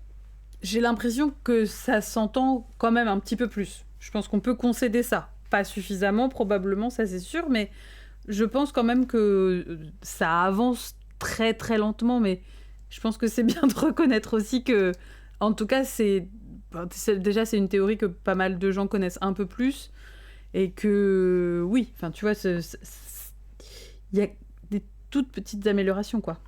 Shops as those without. Social media is full to the brim with first-hand testimonies of wheelchair users battling these systems, for example. Take this video from TikToker Zara Beth describing a horrible but not atypical transportation experience. I started by driving 40 minutes to the station, only to realise that my tyres didn't fit, and when I got to my destination, assistants forgot me and I had to wait, and the lift was down. They ended up sending me back to the station that I'd just come from, but when I got to the platform, the staff who put me on the train told me that it actually wasn't accessible. Oh my god. This is so annoying. I'm so tired. What drives me crazy is that Zara has pre-planned her journey with these accessibility hurdles in mind. C'est vraiment ce truc, genre on t'oublie dans un train quoi, au secours quoi. Je comprends train de nuit, mais c'est pas du tone policing, c'est juste de dire c'est cool de reconnaître aussi qu'il y a quand même des petits progrès quoi. Je pense que c'est important aussi parce que sinon, enfin je veux dire, il y a quand même déjà il n'y avait pas grand-chose sur lequel on peut se réjouir dans la vie de façon générale. Donc là, c'est vrai que c'est cool de se dire aussi, il y a un peu plus de dialogue. Évidemment, il y a encore des gens qui ne veulent pas, mais j'ai l'impression que ça va un peu mieux, quoi. Quelque chose pour qui prendre sa douche, c'est une cuillère pour certains. Prendre une douche égale enlever son pige, attendre l'eau chaude, se savonner, etc. C'est direct 14 cuillères parce que notre cerveau a divisé plein de micro-tâches. Ouais, bien sûr, c'est ça. À côté de ça, t'as aussi des gens pour qui c'est nécessaire. Enfin, en fait, il n'y a pas de... Je pense que c'est ça aussi qui est hyper important. C'est qu'il n'y a pas de normes, en fait. Et qu'on ne peut pas se dire c'est comme ça pour tout le monde. Ça va être la turbo galère pour tout le monde ou ça peut être ultra facile pour tout le monde. Non, en fait, c'est bien de discuter avec les gens et d'écouter aussi Par exemple, pareil, se faire à manger, il y a la question des textures, il y a la question de machin, des habitudes que t'as, etc. De ce que ça engendre si tu manges pas le truc que t'as envie de manger, parce que du coup, bah, t'arriveras pas à manger, ça va te foutre malade. Enfin, il y a plein de trucs comme ça, il y a plein de spécificités. Faut pas s'attendre à ce que les gens les devinent ou les anticipent, parce que, voilà, c'est pas facile. Mais en revanche, le discours est important à avoir avec les gens, quoi. C'est que vraiment, il n'y a pas de normes, quoi. Donc, t'as mis une caméra chez moi. Je sais des choses, hein. Pas uniquement basées sur vous, hein. J'ai une vie également. Mais je pense que c'est pour ça que c'est important de se dire que, en plus, vous pouvez... Enfin, il y a des gens qui vous le diront sans problème, il y a des gens qui en parleront pas, mais c'est pour ça que c'est toujours important de partir du principe que vous connaissez pas les gens, vous savez pas comment ils fonctionnent, vous savez pas quelles sont leurs contraintes. C'est important de laisser la place un peu à tout le monde, quoi. Et c'est pour ça que plus tu t'entoures de personnes qui laissent cette place-là, et qui t'entendent, et qui n'ont même pas besoin que tu te justifies, plus, ben, c'est plus facile aussi, quoi, au final. Vraiment, quoi. Mais donc, voilà, c'est exactement ce qu'on disait aussi tout à l'heure pour la question du repos. Ben, tout n'est pas source de stress de la même façon. Il y a des gens pour qui ça, c'est du repos. Il y a des gens pour qui ça, c'est un effort. C'est compliqué, quoi. Workers had inconsistent information and the transportation assistants literally forgot her. And these things are not considered important enough to prioritize. If someone without mobility issues wanted to make the same journey, it would take them 1 train. It took Zara 6. Zara's time is just as valuable, but it isn't treated that way. By the time this other hypothetical traveller arrives home to a restful space, Zara is still on a platform dealing with panic and uncertainty. And then, on that hypothetical traveller's train ride, they've gotten to zone out and listen to music and pretend they're in a romantic comedy while staring out the window. But Zara is stressed and anxious and needs to process conflicting and unclear information. A survey from this year found that a mobility physical disability leads an otherwise identical person to engage in over 10% fewer activities on a typical day. I'm just honestly surprised that number isn't higher. In a 2023 blog post titled "Time Lost to Disability Management is a Health Inequality," Ali Carver argues that the amount of time lost by managing one's disability results specifically in isolation from society. Public inaccessibility and legal barriers isolate disabled people from their greater community. Therefore, disabled people often have to navigate the complicated coordination of their care without the support system that many non-disabled people enjoy. These time barriers also tend to disproportionately impact those with multiple marginalised identities, particularly people of colour and queer people, creating barriers to the kind of social rest and rest support that needs to be considered alongside, literal physical rest as well. To make matters worse, society often interprets the disabled community's lower productivity as inherent laziness. We've all heard someone, whether in person or online, in a viral clip of the world's worst podcast, complain about too many people collecting disability benefits. People who cannot work full-time or at all due to a disability face disbelief, scorn, and judgment from many. Much like poverty, people react to disability with a pseudoscientific callousness. In a personal essay, Jenny Livingston described her frustration with being perceived as lazy for not working. Strangers, upon learning that Livingston collects benefits, would comment that they were jealous of her full-time paid vacation. Livingston writes that, "Having a chronic illness does not prevent me from wanting to enjoy my life. I do like to go out and have fun, and I love sharing pictures of those moments, but those things do not mean that I am fine. For every picture that's posted, there are so many things that aren't made visible. The work it took to get there, the hours or days spent recovering, depending on the event, the treatments I needed before and immediately after going out, the coughing, the exhaustion, the accommodations my friends and family had to make in order to include me in those things. My ability to occasionally go out and do fun things does not equate to the ability to work a full-time job." We can see this kind of false hierarchy of needs. Encore une fois, quoi, pas besoin de se... Enfin, c'est horrible d'avoir besoin de se justifier, quoi. Imposed on Livingston, where work is the first priority and leisure is the second. If there were any spoons, any energy, any life in you, then you better use it to work before anything else, these attitudes seem to suggest. But a life without leisure and rest is far more dangerous than a life without work. I just want to take a minute for an ad to thank today's sponsor, Displate. Returning sponsor, in fact. They create premium... Ah, Rohan. Ah, c'est décevant. Ah, c'est décevant. Ouais. Oh non. Aïe, aïe, aïe, aïe, aïe, aïe, aïe, aïe, aïe, aïe. Est-ce qu'elle sait ce qu'elle sait? Ouais, non. Aïe, la bêtise. Aïe, aïe, aïe, aïe, aïe.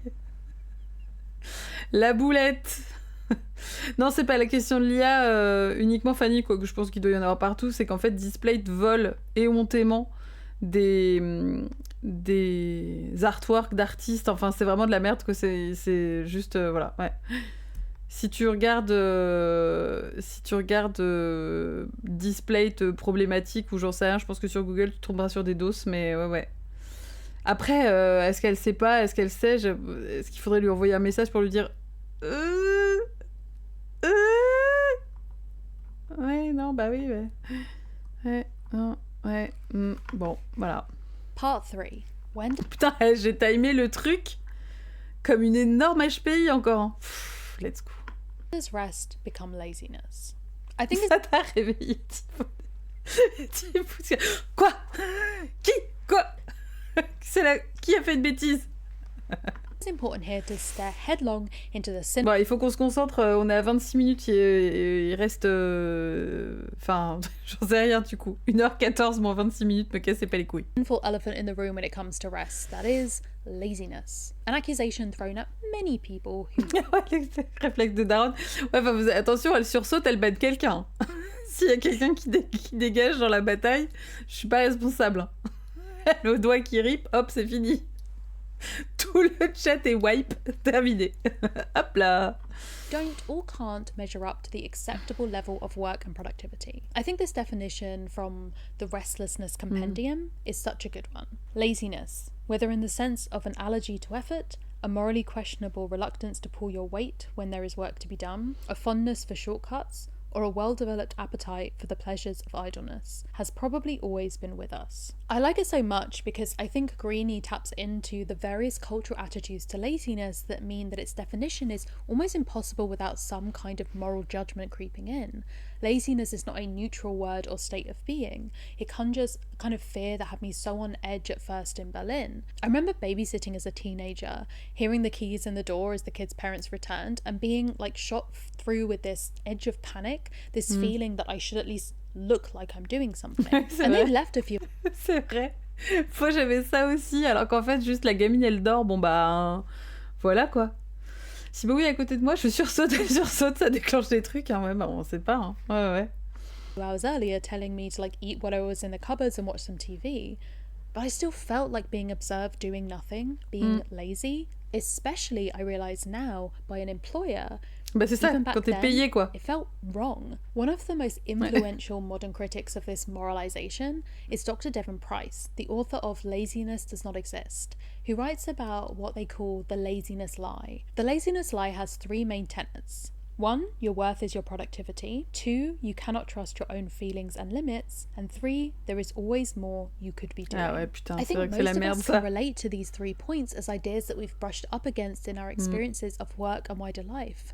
Price explains the dangerous, even deadly consequences of believing this lie, ignoring our limits and pushing through for the sake of avoiding the label of lazy, even if the person bestowing the label is ourselves. The laziness lie romanticizes stories like these of hard-working men toiling away despite all the difficulties they faced. But I saw firsthand what my dad's life was like, and my grandfather's, often desperate, lonesome, and filled with pain. Hard work didn't buy either of them safety the way they dreamed it would. Both men were in horrible health all their lives, and both died in their 50s. At the centre of the book is this idea that behaviours that we see as laziness will in fact always have an important reason behind them.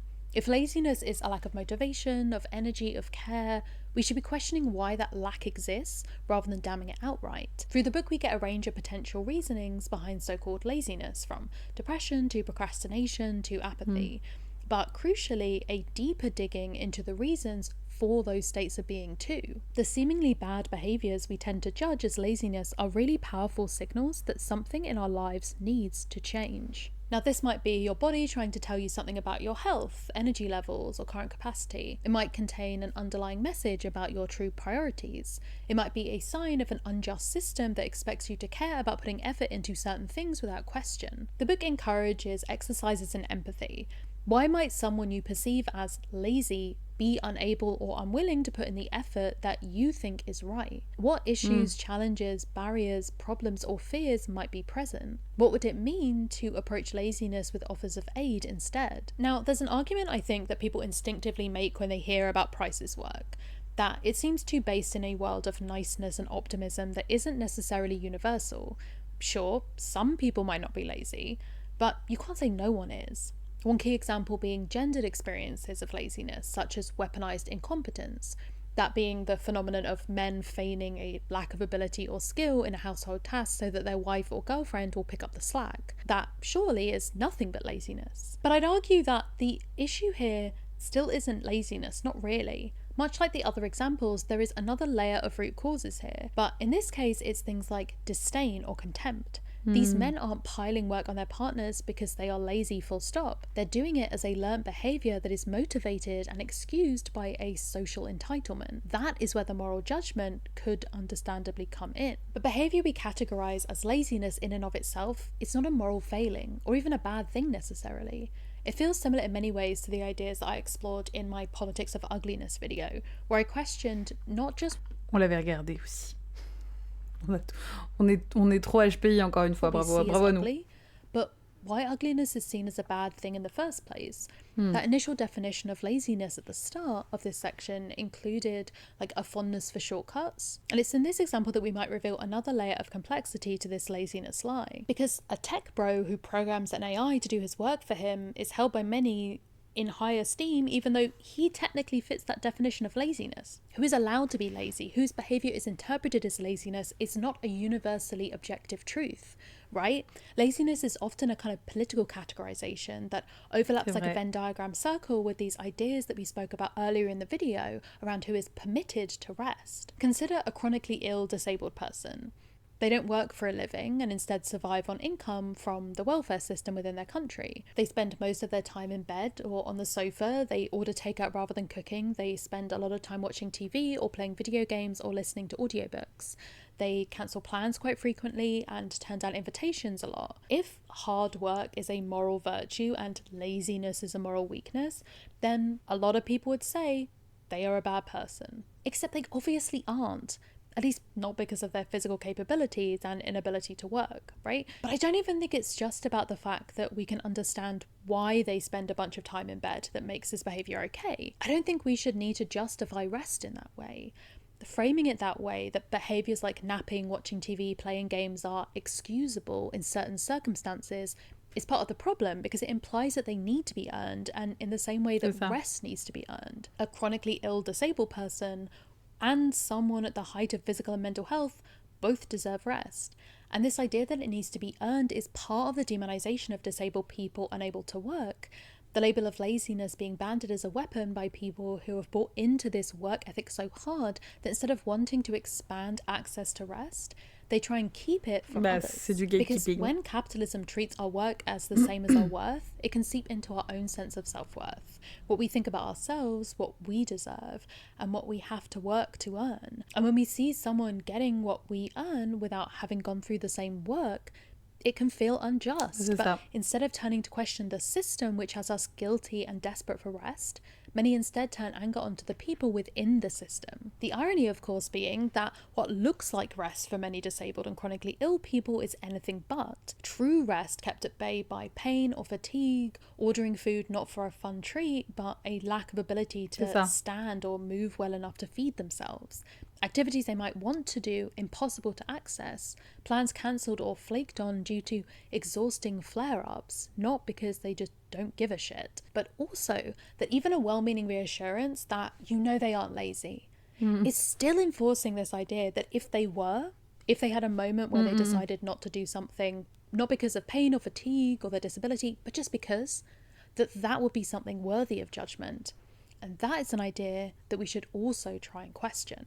Ben, c'est ça. Part 4. What is a life without rest? De la Okay, merde. so what are the consequences De la of a grosse life merde. without rest? When we look at people being fatigued, the rest deficits all have different symptoms. And those different symptoms are specific to the type of rest they're needing. So let's say, for example, physical. Physical is probably the easiest one. You may have body aches and pains. You may notice that you have swelling in a place. And don't get me wrong, I think that it's important for everyone to have a general physical, make sure you don't have any underlying medical problems. But when the doctor comes back and says, I don't find anything wrong with you, and you're still tired. And so maybe it's mental rest where your brain doesn't turn off. So you lay down at night to go to sleep, but you're processing all of the day. You're thinking about your to-do list for tomorrow, or you're feeling as if you're in a constant brain fog. Maybe it's spiritual rest where you don't feel like you have any purpose. You don't really understand why you're here and what you're supposed to be doing. You might be busy doing a lot of work, but it doesn't have any meaning or satisfaction to you. Maybe it's emotional rest in that you have a lot of opportunities in your day where you're having to censor or hold on to your emotions. I call it professional emotional labor. Your professionalism may require that you don't say the first thing that pops into your mind. And so you're censoring those emotions, putting it all in your professional emotional backpack, but then the backpack gets heavy. Where do you have the release with that? Sensory, that one's self-explanatory. We live in a noisy, busy, graphic world, and so lots of sensory input. And creatively, we spend a lot of energy processing answers to questions, diagnosing things within our own lives, lire des problem trucs tout le temps. solving. And problem solving has a high level of sensory or creative rest pull. And so someone who's experiencing that may find that it's very difficult for them to be innovative. They can't think outside of the box. It's like if something's not black and white, they don't have the ability to extrapolate because that's a creative process. There's the literal obvious ones. So, burnout, that's a phrase experience I'm sure many of us are very familiar with.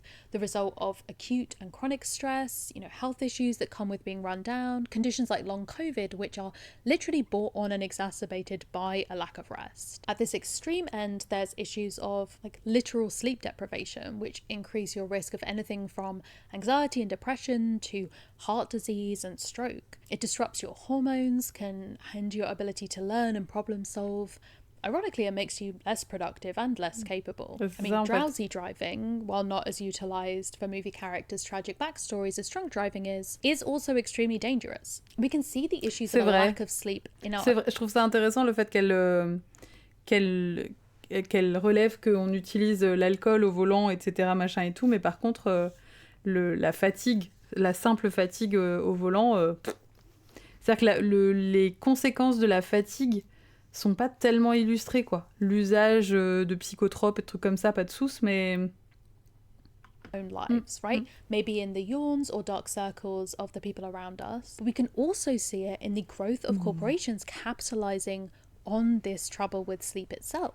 Evidence of a collective lack of rest and sleep has already been seen and jumped on as an opportunity. Now, some of these are genuinely useful things. As someone who has a lot of sleep issues due to health conditions myself, like blackout curtains, relaxing audio, white noise machines, weird looking physio pillows, they're useful, but others align more with the rise of what has been called sleep capitalism. Fitness bracelets that give you a sleep score. I really want to do well in terms of sleep. I want to maintain my streak, one user wrote. And a $12,000 sleep enhancing mattress containing soothing seaweed and coconut husks. This is continued into products that work on us in our sleep. Oui, alors ça, on avait fait une vidéo là-dessus. Putain, mais le Jeudi Société a couvert tous les sujets.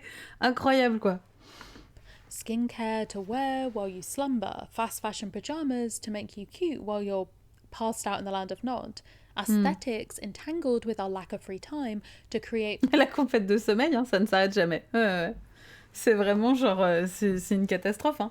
Et le truc de shading, là, oh là là, vraiment, ça c'est un truc qui me rend ouf. Hein. Vraiment. C'est-à-dire qu'il faudrait... Mais de toute façon... Ça, si jamais vous n'avez pas participé à notre lecture de Jonathan Crary, 24/7, le capitalisme à l'assaut du sommeil, tout est sur YouTube, bien sûr, une lecture absolument incroyable. Un game changer, tout simplement le Jojo, hein. Bravo.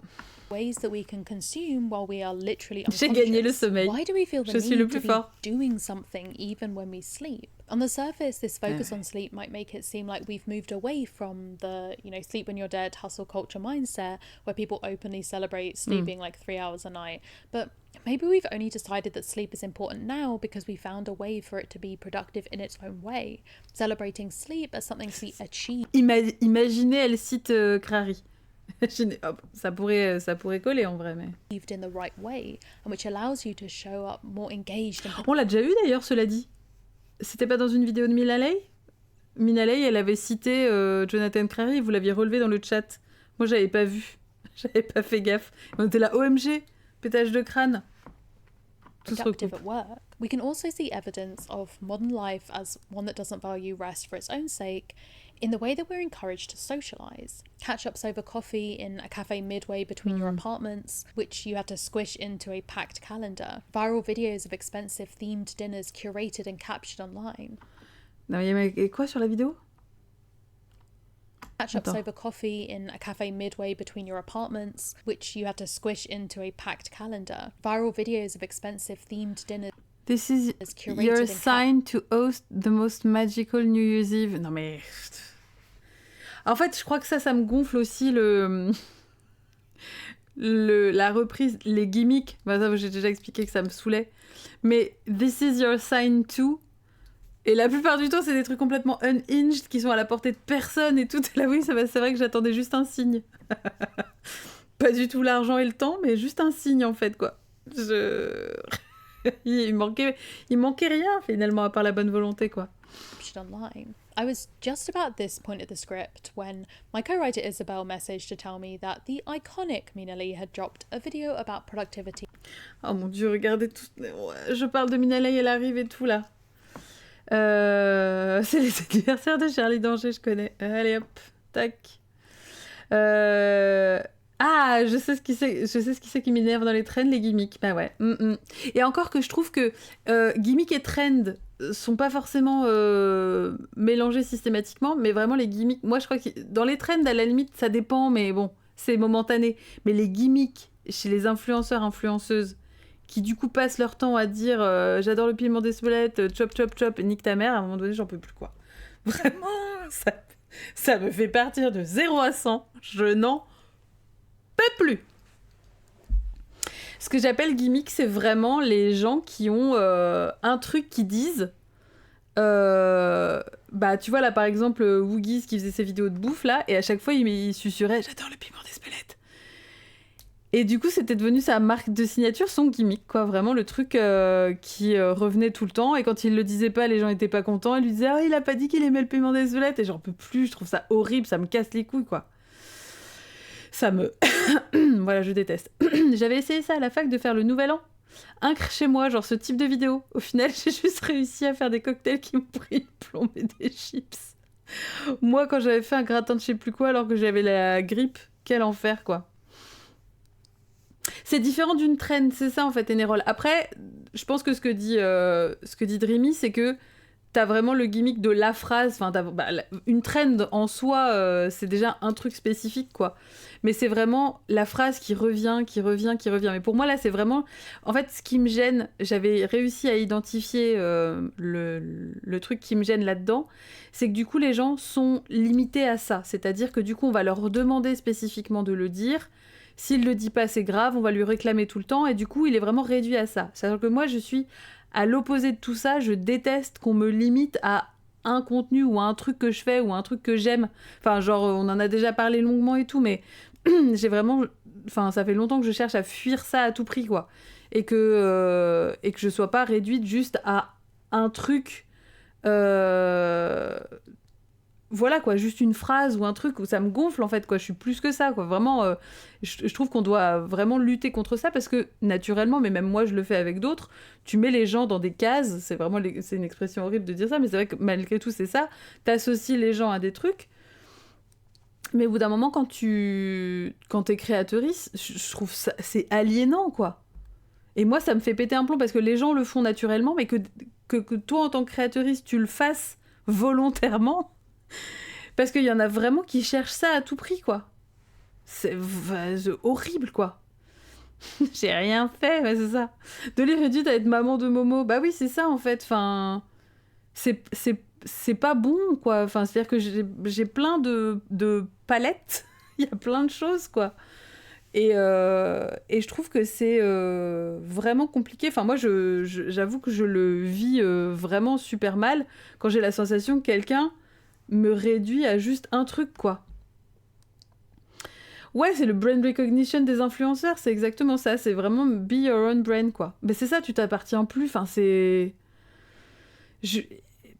Moi, je trouve ça dégueulasse. Mais alors que, par contre, il faut quand même reconnaître que c'est pas bankable de faire comme moi, quoi. Qu'il arrive. C'est-à-dire que quand t'as ce truc de brand, bah en effet, les gens, tu vois, s'y attachent plus, machin, ils leur disent... Enfin, c'est un peu du fan service, quoi, en fait, quelque part. Et vraiment, moi, j'en peux plus, quoi. Réduite à être une maîtresse de classe de CE2. Bah, en fait, c'est un peu ça. Des fois, ça me saoule, mais en fait, je l'adresse de toute façon relativement librement. Enfin, moi, je sais que j'ai pas de problème avec ça. Mais typiquement, par exemple, ça me saoule un peu quand je reviens, que vous êtes là, chut, elle revient. C'est mon stream, en fait, même quand c'est pour rigoler. Au moment, je suis là, genre... Bon, ça va 5 minutes, tu vois, c'est bien, mais c'est pas la peine de décliner le truc dans toutes ces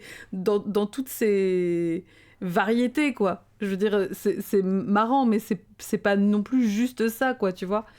Donc, et je pense que malgré tout, bah, les gens s'attachent à ces trucs-là. Mais on l'a dit, c'est la même chose que qui avait dit arrêtez de m'envoyer des trucs sur les Polly Pocket.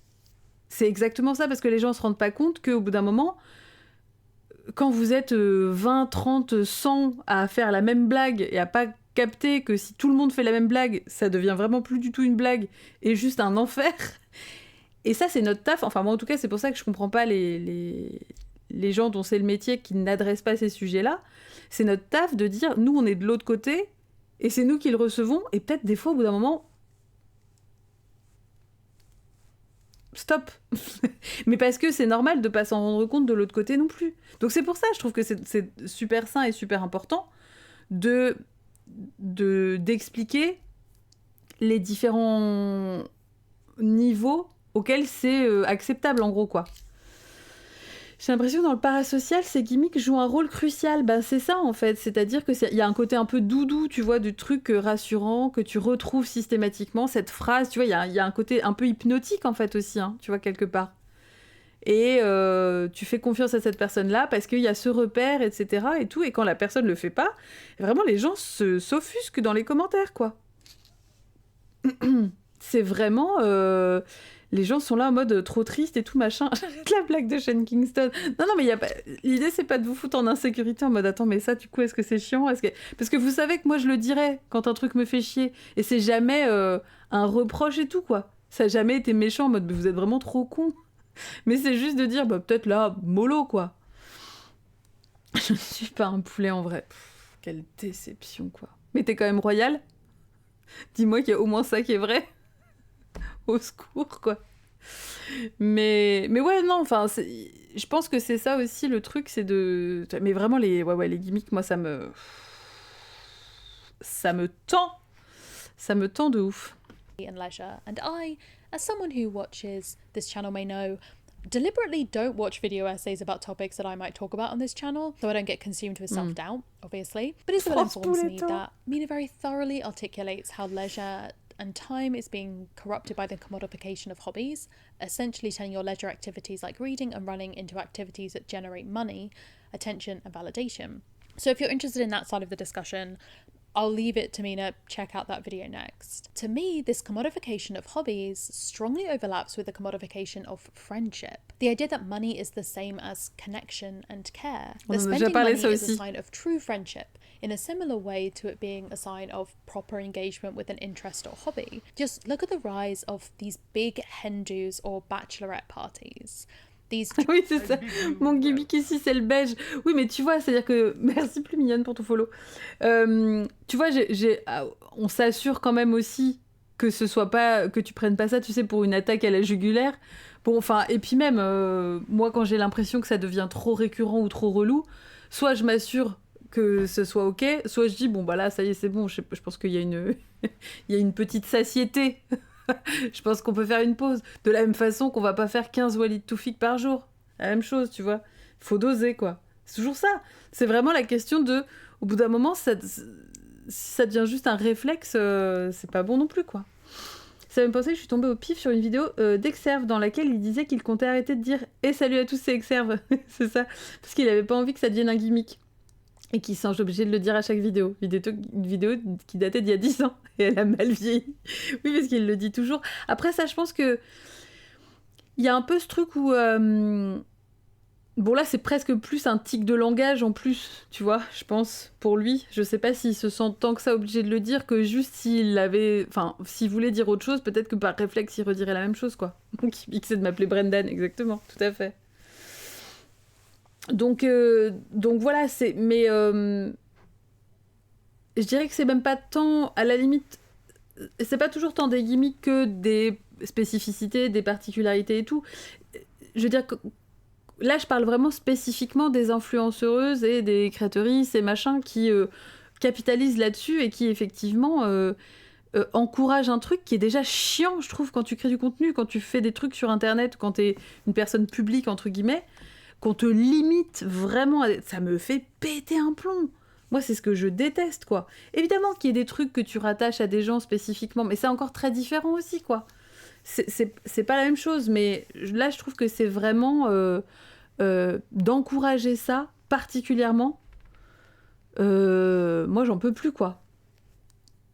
Ouais, le gimmick, c'est ça, quand il est pas sincère, et en fait, au bout d'un moment, quand c'est trop forcé, c'est pas possible, quoi.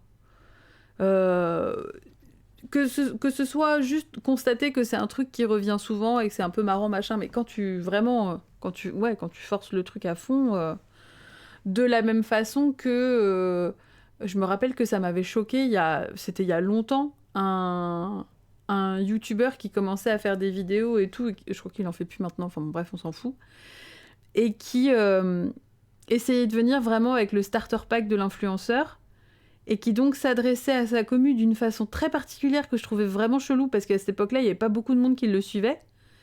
Et en fait, il avait directement essayé de trouver un nom à sa commu, alors même qu'il n'avait pas vraiment de commu, en fait. Donc c'était trop bizarre. Et on sentait qu'il y avait vraiment des milestones et des trucs à cocher, et que pour lui, ça faisait partie de ça, alors que normalement, c'est des choses qui se font un peu naturellement et organiquement. Et quand tu essayes de forcer ça, le feeling est vraiment pas terrible, quoi. Et donc, tu sentais que c'était vraiment tout ça dans une optique très marketing, quoi. Et moi, je trouvais ça dégueulasse. Salut les fienzoulettes. J'espère que vous allez bien, ce sont les fienzoulettes. Alors que les fienzouzes, quoi. Franchement, les fienzouzes, là, devant nos yeux, quoi, finalement. Oui, c'est ça, Nelly, tu vois, Gaël Garcia Diaz, voilà, en plus de tout le reste, mais... Et ça, en fait, tu sens bien que elle s'est un peu lassée de ça aussi, je pense, parce que tout le monde lui parlait comme ça. Et qu'au bout d'un moment, t'as des gens qui te connaissent pas dans la rue qui disaient hey, « Ça va, ma grosse salope ?» Bon, bah là, tu te dis « Ah, tiens, j'ai peut-être merdé quelque chose quelque part. Peut-être que j'ai loupé le coche. Peut-être que c'est pas ouf. » Et ben oui, jokes on you, un peu, quoi. À un moment donné, tu parles mal aux gens, les gens te parlent mal. Hein. C'est... Hop. Bon, bref, allez, on continue. On est à 39 minutes. Il nous reste un petit peu plus d'une demi-heure. Je crois en nous. Now, it's a heavily scheduled weekend trip with coordinated outfits. The wedding website The Knot reports that 37% of attendees of both bachelor and bachelorette parties spend over $1,000 on the event, with 39% of male attendees and 34% of female attendees spending in the 4 digits. Crazy, that's literally crazy. And as these events get more expensive, they seem to be getting worse for the participants. One study found that as high as 48% of people hope that they don't get asked to be in the wedding party due to the cost. J'avoue. As a great philosopher once said, sometimes things that are expensive are worse. Now, to be clear, I don't think that rising social costs represent some kind of moral failing of this generation. Like, we are capable of profoundly beautiful friendships and relationships, of course. But I think it's clear that social expectations, which have always been connected to seeing the lives of others around us, might become more complicated with those around us include everyone we might come across on the internet. An essay written during 2011 in the early days of social media argues, I don't mean that new digital technologies convert friends into objects. This would be a simplistic reading of social media. I argue rather that they transform our human desire for connections into a commercial activity. While people reveal themselves in the pursuit of interpersonal links, data firms mine all this personal information for profit. What a diabolically clever strategy. The new social media then transforms our need for human bonds into an opportunity for financial gain. You know that protest sign, capitalism only finds value in a forest after it's been cut down? Well, capitalism only finds value in a friendship after it's been turned into something that we can post. And the more that this curation and commodification of friendship, gatherings and hobbies and interests is encouraged, the more restful it becomes. What were once sources of much needed rest become enmeshed with productivity and consumer culture. Part 5. So, what would incorporating rest into my life actually look like? While researching for this video and coming up with what I wanted to talk about, I realised that there are 3 key areas that need to be addressed for most people to truly connect with this idea of rest. 1, place, 2, possibility, and 3, permission. So first, the place of rest, or the physical boundaries and practical considerations involved in finding rest itself. To be able to rest, you need to find a place to do it, a place that is itself restful. Qualities of a restful place might be accessibility, privacy, and sensory calmness. Some strategies of rest actively require this type of space. Others mean it would be just quite useful, like the physical progressive relaxation technique, for example. You might be familiar already with the conversations going on around the lack of third spaces, literally meaning spaces outside of On a déjà fait un jeu de work. société But I think là-dessus également. specifically the issue is a lack of free to access third spaces, which give a place to simply be as opposed to a commercial space designed for doing something. Spaces that you can access without needing to pay for anything to remain there, where you can rest, talk with friends, listen to music, and no one will throw you out for being there. Libraries are examples of third spaces that can fulfill part of this. They're free to enter and you can stay all day, but you can't talk in most of them, and many close early or aren't open at all on Sundays, making them pretty inaccessible. Qu'est-ce qu'on va faire quand on aura tout fait? Heureusement, la saucisse est merdique. Donc, je pense que on va pas tellement arriver au bout des sujets à aborder. Vous inquiétez pas là-dessus. J'aimerais, hein, mais... To those with 9 to 5 work hours. These pitfalls, in the case of most libraries, weren't created on purpose, but we can see examples of deliberate space hostility in many potential places of rest. Anti-homelessness decisions informing everything from public parks to bus stops in what is known as hostile architecture. Ways that public spaces are made specifically uncomfortable to rest in for any of us. And it isn't just the physical aspects of a space. The legality of rest in public is also an issue. The concept of loitering, which puts the act of simply existing in public spaces for too long under the jurisdiction of criminality. That's an obvious example of it, right? Je vous parlais de Dramageddon, ça va être super, vous verrez. On va faire 3 épisodes là-dessus. Right. Allez. In many spaces, all that's needed for a police force to engage with loiterers and force them to keep moving is a suspicion about that person or group. It's a statement about who can exist and rest in public spaces without being demonized or even criminalized for it. The racialized anti-black ideas of who counts as suspicious is sadly unsurprising in this regard. Loitering has long been connected to ideas of who does and doesn't belong. The ugly laws I talked about in a previous video being another obvious example from history. Activists and creatives around the world have utilized this connection between place and rest in their work. Take the immersive piece Black Power Naps, or Siestas Negras, a performance installation which offers rest as a form of reparation. Dans quoi j'ai entendu parler de ça?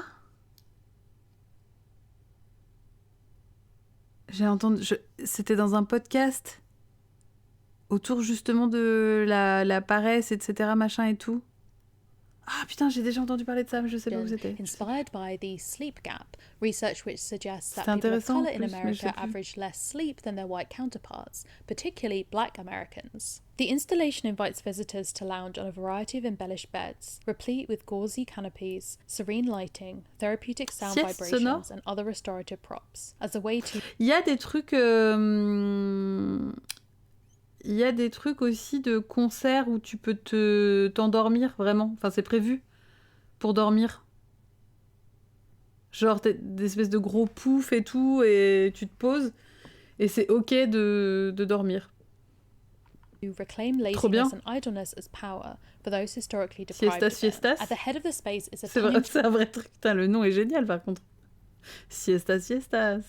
cheek warning proclaiming if you see a black person Siège canapé au cinéma. Ouais, mais là tu dors. T'as vu le prix du cinéma? Themselves are interested in this intersectional C'est pas un vrai aspect truc. of a lack Merde, of access chier. to places of rest. In J'ai Spain, envie- the Il siesta faut le is monter, great, hein. Ouais. but it's sustained by labour, which is often done by femmes, which is never seen as labour, says Sosa. It's a very accurate citizen gap in that so-called siesta. And then issues of place and rest have been a source of gendered commentary by other organisers too. The annual event Meet the Sleep, where women across India engage in public sleep-in protests, aims to highlight the fears of harassment and even assault that many women have just existing in public spheres. The issue of sleep and protest has a long history too, with... En Asie, t'as des endroits à sieste avec mini-cabines dédiées. Ah ouais.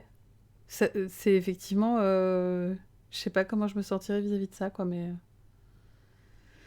On en revient à ce truc de sécurité, faut se sentir safe pour s'endormir dans un espace public. Ouais, c'est ça, que ce soit un event musical ou cette expo. Oui, après, a priori, normalement, je pense que du coup, c'est des espaces qui sont sécurisés, mais entre un espace sécurisé et un espace qui te sécurise, il y a un gap, quoi.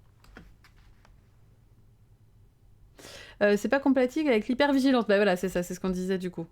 A lack of access to public spaces to rest and sleep running counter to attempts at long-term protests over many days. After all, how can you sustain a multi-day protest if you're not permitted to sleep Hello Art Pretender, bienvenue par ici. in public? The Vietnam Veterans Against War group in the early 70s fought the courts for the right to sleep on the National Mall as part of their week-long demonstration. When the courts denied their petition, veterans decided to break the law by sleeping anyway. Or, in a moment of bitter irony, in 1980... Italie du Sud, tout ferme entre midi et 17h, mais pas mal en Espagne aussi, je pense. Il y a vachement ce truc-là, de sieste, mais du coup, ça reste ouvert plus tard. Enfin, le rythme est différent, quoi, en tout cas, mais... J'ai vu un réel d'une meuf qui va dans un bar à sieste. Ouais, non mais le bar à sieste, quoi. Ah bah, c'est ça, galette au sucre, tu vois, la même chose en Espagne. Mini-cabine pour siester, des mini-cabines pour fumer une clope. Décidément, on fait tout dans des mini-cabines en Asie. Surtout pas ensemble, hein. Des frigos à sieste. Oh, quel enfer.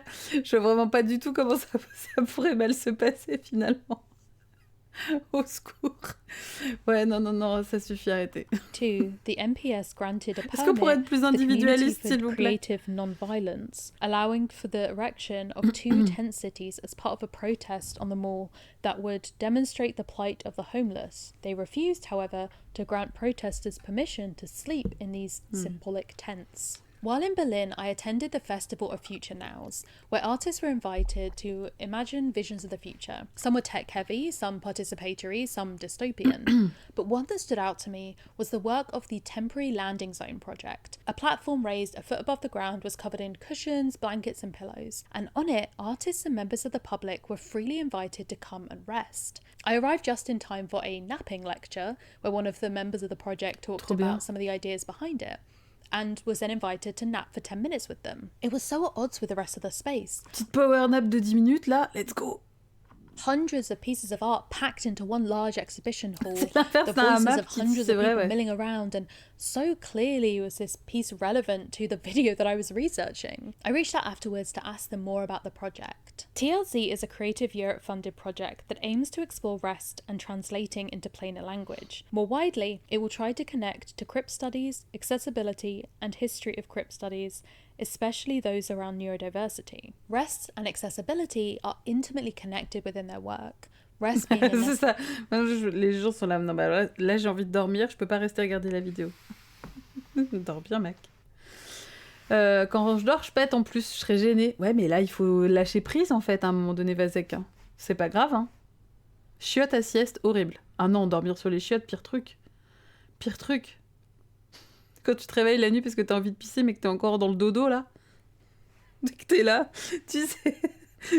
Pire truc aussi, c'est que du coup tu te réveilles parce que t'as envie de pisser et que t'as envie de boire. Est-ce que ça vous fait la même sensation horrible que vous avez l'impression d'être juste un espèce de gros tuyau quand vous pissez sur les quand vous pissez et que vous buvez sur les chiottes? Genre vous avez l'impression que l'eau vous traverse complètement. Ça c'est trop bizarre quoi. Si tu sais que tu pètes la nuit, mais si tu le découvres sur place... concept store, coiffeur et cercueil à sieste, le cycle de la vie. Et ben franchement, testez au moins une fois parce que c'est trop bizarre. Ouais. Ça m'est déjà arrivé parce que bah, clairement, effectivement, si tu te réveilles la nuit et que tu as envie de boire et de pisser en même temps, bah tu t'optimises pour pas rester trop longtemps dehors et pour pas te réveiller. Des fois, t'es pas sûr d'être vraiment réveillé. Et c'est le sursaut sur les chiottes parce qu'on a l'impression de pisser au lit. L'angoisse. Ouais, c'est vrai. Bah oui, puis c'est trop bizarre, quoi. T'oublies où t'es la merde. Oh putain. Comme Tipou tout à l'heure. Qui a entendu le truc problématique et était là. Oh merde. Alors, on est à 47 minutes sur 1h14. Ça va, c'est bon. Si, on est bien. Si. Spaces and processes, especially when it comes to neurodivergent, ça pisser et boire 4 fois dans la nuit. Bah voilà. Creating plain language, easy to understand resources is itself a commitment to preserving mental rest for anyone who wishes to engage in their work. The project has dual goals. Making physical spaces accessible as an attack on capitalism and productivity, and making communication accessible, rethinking how the project is organised, communicated, and diffused through text and face-to-face interaction. The installation in Berlin also invited audiences to write their own endings to the phrase "rest is," leaving the cards around the outside of the nest-like space at the centre so others could read what they've written. At the side were books relating to their work, but also accessibility guides, plain language explainers, and other interactive objects that gave people a choice of how to engage. I asked them about the connections that they saw between neurodivergence and rest, as it's such a key focus in their work. The connections are multiple. One can think first that neurodivergents need to rest more than others because of sensory overload or cognitive overload. Yet it is interesting to see that all life forms are exposed to sensory and cognitive overexcitements, not in all proportions and abilities to regulate, obviously. And neurodivergent activists have been developing techniques of regulation and access practices, resting but also stimming, stealth stimulation, non-verbal communications, that could be useful at some point in a world that tends to be less and less cognitively livable. I don't think it's a coincidence that marginalised artists, activists, architects and thinkers are pioneering these ideas around rest. As the TLZ team explained, those who have been denied safe and meaningful rest have often had to create their own spaces and methods of finding it outside of mainstream ideas and ideals. So, suppose we found the perfect place to rest. What's next? Well, the second consideration is possibility. That is finding the space in our lives to rest, finding the time to do it, the energy to demand it, and the support to sustain it. I'm aware that there is an irony that in order to find the energy and foster the community, we might need to be able to rest enough to counter the... J'ai oublié d'écouter la dame. Ah oui, mais non, c'est ça. Bah là, c'était super intéressant ce qu'elle a dit. En plus, c'est dommage, mais c'est le but. Cultural exhaustion that persuades us that this is just how it is. And that can be a tricky circle to break free of. At the start of the video, I kind of compared the overworked exhaustion that many of us feel about our lives to a hamster wheel. But that isn't exactly right, because hamster wheels in reality are a small part of a larger space, where there's ample food and soft places to rest and sawdust to burrow in. And crucially, the spinning of the hamster wheel is started by the hamster itself. The hamster is free to jump on and off at will. It doesn't have a spin quota to meet. It doesn't have a voice in the back of its head asking why it isn't spinning hard enough. It doesn't jump back in with the wheel already whizzing beneath its feet. Our wheel is, in fact, a lot harder to escape from. I feel like most people who struggle with rest, one of the things I found that's really helpful for them is an analogy that I give based around the bee. I think a lot of us think of the term busy as a bee. You know, it's kind of like this pride thing, how much work bees get done and how busy they are, and they can make the honey and all of it. But if we think about our lives and our own productivity in the same way, we're doing all the things, we're producing, but the life of the bee is so sad. It's producing something so sweet and so beautiful and that's so valuable, but it never actually stops long enough to taste the sweetness for itself. And is that really a successful life? And that's where a lot of us are living. So we're busy, we're producing. Other people are getting our brilliance and they're getting the beauty of what we produce. And then we feel empty. We feel unsatisfied because we actually don't create moments, have opportunities to experience the sweetness of the life we've produced. And so I think that's really at the core of what rest is about. It's success that doesn't just look successful, but feels successful, where you actually can enjoy the things that you're producing. One of the most interesting parts of the research for this video was the world of rest-based activism. Not just people fighting for rest so that they might be capable of more traditional methods of activism, but sleep and rest as activism in and of itself, a means to its own end. The article What Comes Before Woke on the History of Sleep as a Form of Protest by Fanny Noodleman, it draws together the language of sleep and resistance. Think not just about the term woke, but the idioms and phrases like I won't rest until, or I have a dream that. In popular movements for peace and justice, sleep has signified both a death-dealing ignorance and the utopian promise of a regenerated society. We cannot wake until we have slept. And through this lens, we might think about the wider impact of prioritising rest, and what has the potential to change on a societal level. At the temporary landing zone installation, I filled in my own end of the sentence, rest is. I wrote mine based on my initial instincts in that moment, what I felt, especially after 2 weeks at this residency where I was struggling so hard to find a rest state. I wrote, rest is anti-capitalist, and so we have forgotten how to do it. When I decided on this topic for the video and began my research, a few names kept coming up again and again. People who had done work in this area, sometimes scholarly, sometimes activism. One of those names was Dr. Devon Price, who we've already talked about, but the other central figure is Tricia Hersey, creator of... J'étais vraiment en mode, est-ce qu'elle va parler de Jonathan Crary? Parce que c'est ça, allez-y, j'attends le suspense. Elle a build up un truc énorme. Bon, ok, elle parle d'une meuf, donc ça va. Of the Nap okay. Ministry. Now, the way that my video scripting process goes normally is that after I've identified a topic I think will be interesting to research for... Alors que franchement, bon, ça appelle ça, clairement. Elle a dû tomber sur le livre, c'est obligé. For a video, me and my co-writer or researcher will have a call where we talk about what I see as the scope of the idea, the associations I'm thinking of, arguments I might want to make, connections that need to be teased apart, ideas of different sections and key themes. So for this video, I talked about like this big theoretical capitalism link, this idea of modern culture seemingly being incompatible with real rest in many ways, but also smaller thoughts, like the fact that so many people have their best ideas in the shower, for example. Like it doesn't feel like a coincidence when we realise that being under the deluge of water with no urgent task to occupy our brain is kind of a place of forced rest in a way, which then leads to the possibilities of rest as an exploratory, imaginative space. And so when I then read Tricia Hersey's book Rest is Resistance while scripting this video, I was struck by how closely everything she was saying aligned with what we'd already written down, instinctually in this brainstorm. And that isn't to say that her book is like obvious or uninspired, it's the very opposite.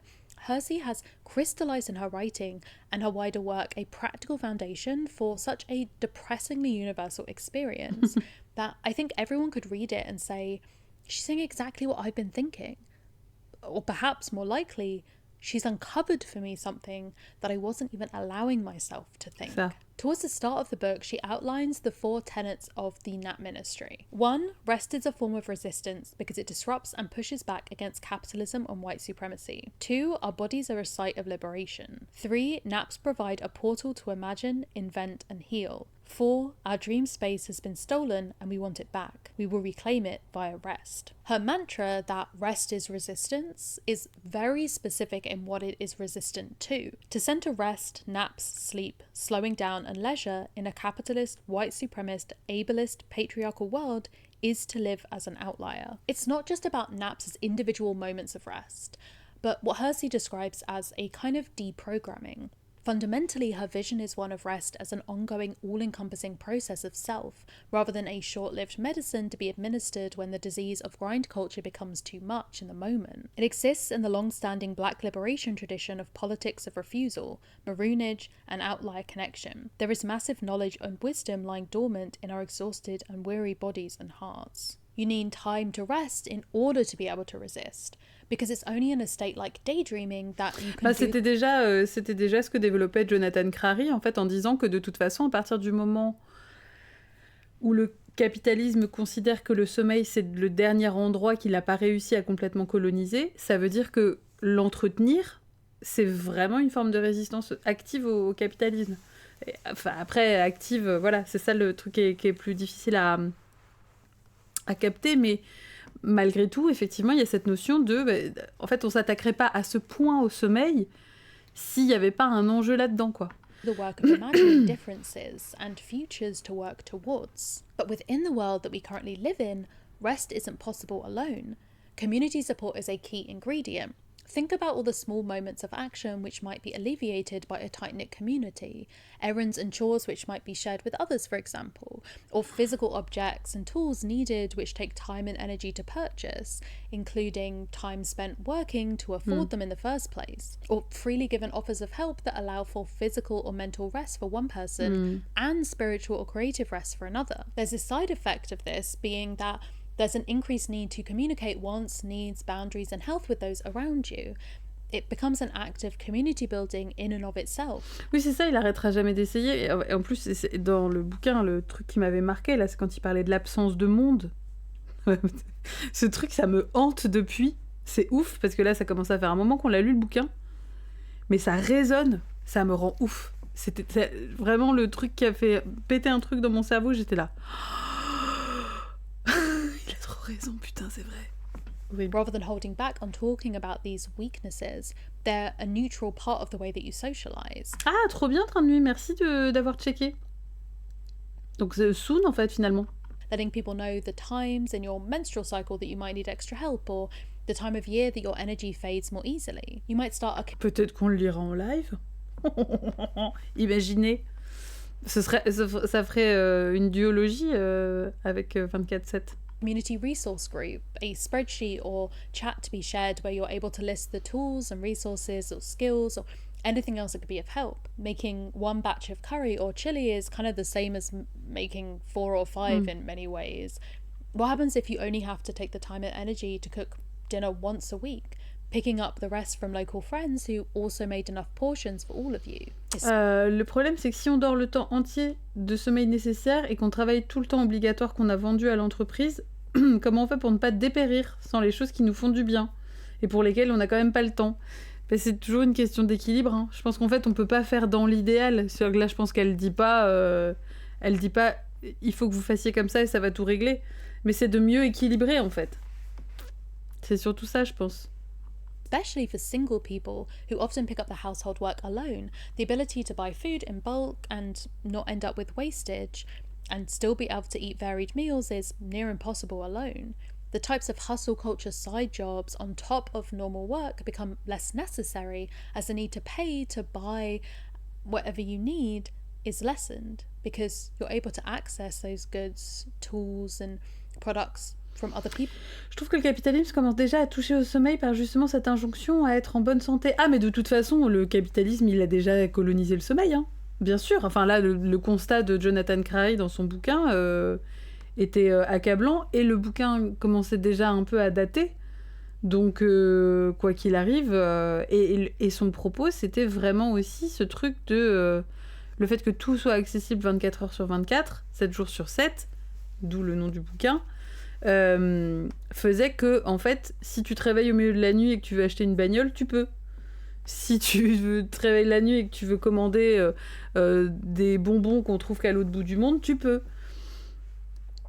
Et donc, en plus de ça, entre-temps, c'est développé... Et de quand il datait le bouquin 24/7, le capitalisme à l'assaut du sommeil. Il est ici. Il date de quand? C'était pas 2014 ou 2017? Détails techniques. 2016. 2016. Parution 2007. Attends. C'était le... Est-ce que c'est le... Ouais, c'est celui-là qu'on a, nous, aussi. Ouais, 2016. Ouais, date... Ouais, ah oui, la trad. Ouais, c'est ça, en fait. Nous, on aimerait on veut le truc initial. Tite, s'il vous plaît. Tite.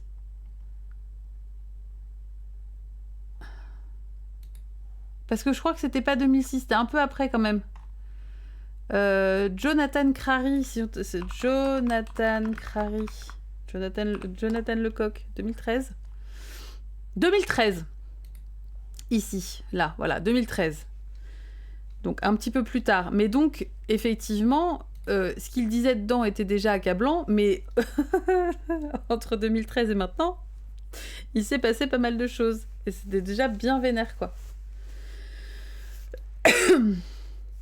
Ça me bute chaque fois que je vois passer un truc où des Américains sont en train de faire des courses dans un de leurs gigantesques supermarchés. À un moment donné, ils sortent tranquillement. Qu'il est 3h du mat. T'imagines la gueule de ta vie quand t'es en train de faire des turbo-courses comme ça et que 3h du mat. Oui, c'est ça, c'est avant Netflix, avant les stories. Non, mais c'est ça, ouais. Et encore une fois, avant justement les trucs de shading, machin, où tu dors avec ton... tout un truc pour pouvoir te réveiller avec un super brushing, avec un super rouge à lèvres, machin. Enfin bon, là, il y a à de nombreuses reprises, quand on a lu le bouquin, on se disait, putain, Jonathan, il doit être dans un état actuellement. Il doit voir tout ça avec des yeux exorbités comme ça et la bave aux lèvres, parce que vraiment chaud, quoi. Bah ouais, il faudrait une version update, mais après, il a écrit d'autres bouquins après. Hein. Et il a écrit notamment un bouquin qui s'appelle Scorched Earth. Et il me semble, Camembert, que si t'es toujours là, peut-être plus là, que t'avais essayé de le lire, peut-être, parce qu'il y a une traduction qui est sortie aussi il n'y a pas très très longtemps. Et bon, je pense qu'il doit être vachement plus vénère, là, du coup, Jojo, depuis. Hein. Déjà, faire des courses, c'est horrible. Faire les courses à 3h du mat, mais alors en plus, faire les courses à 3h du mat dans un mall états-unien.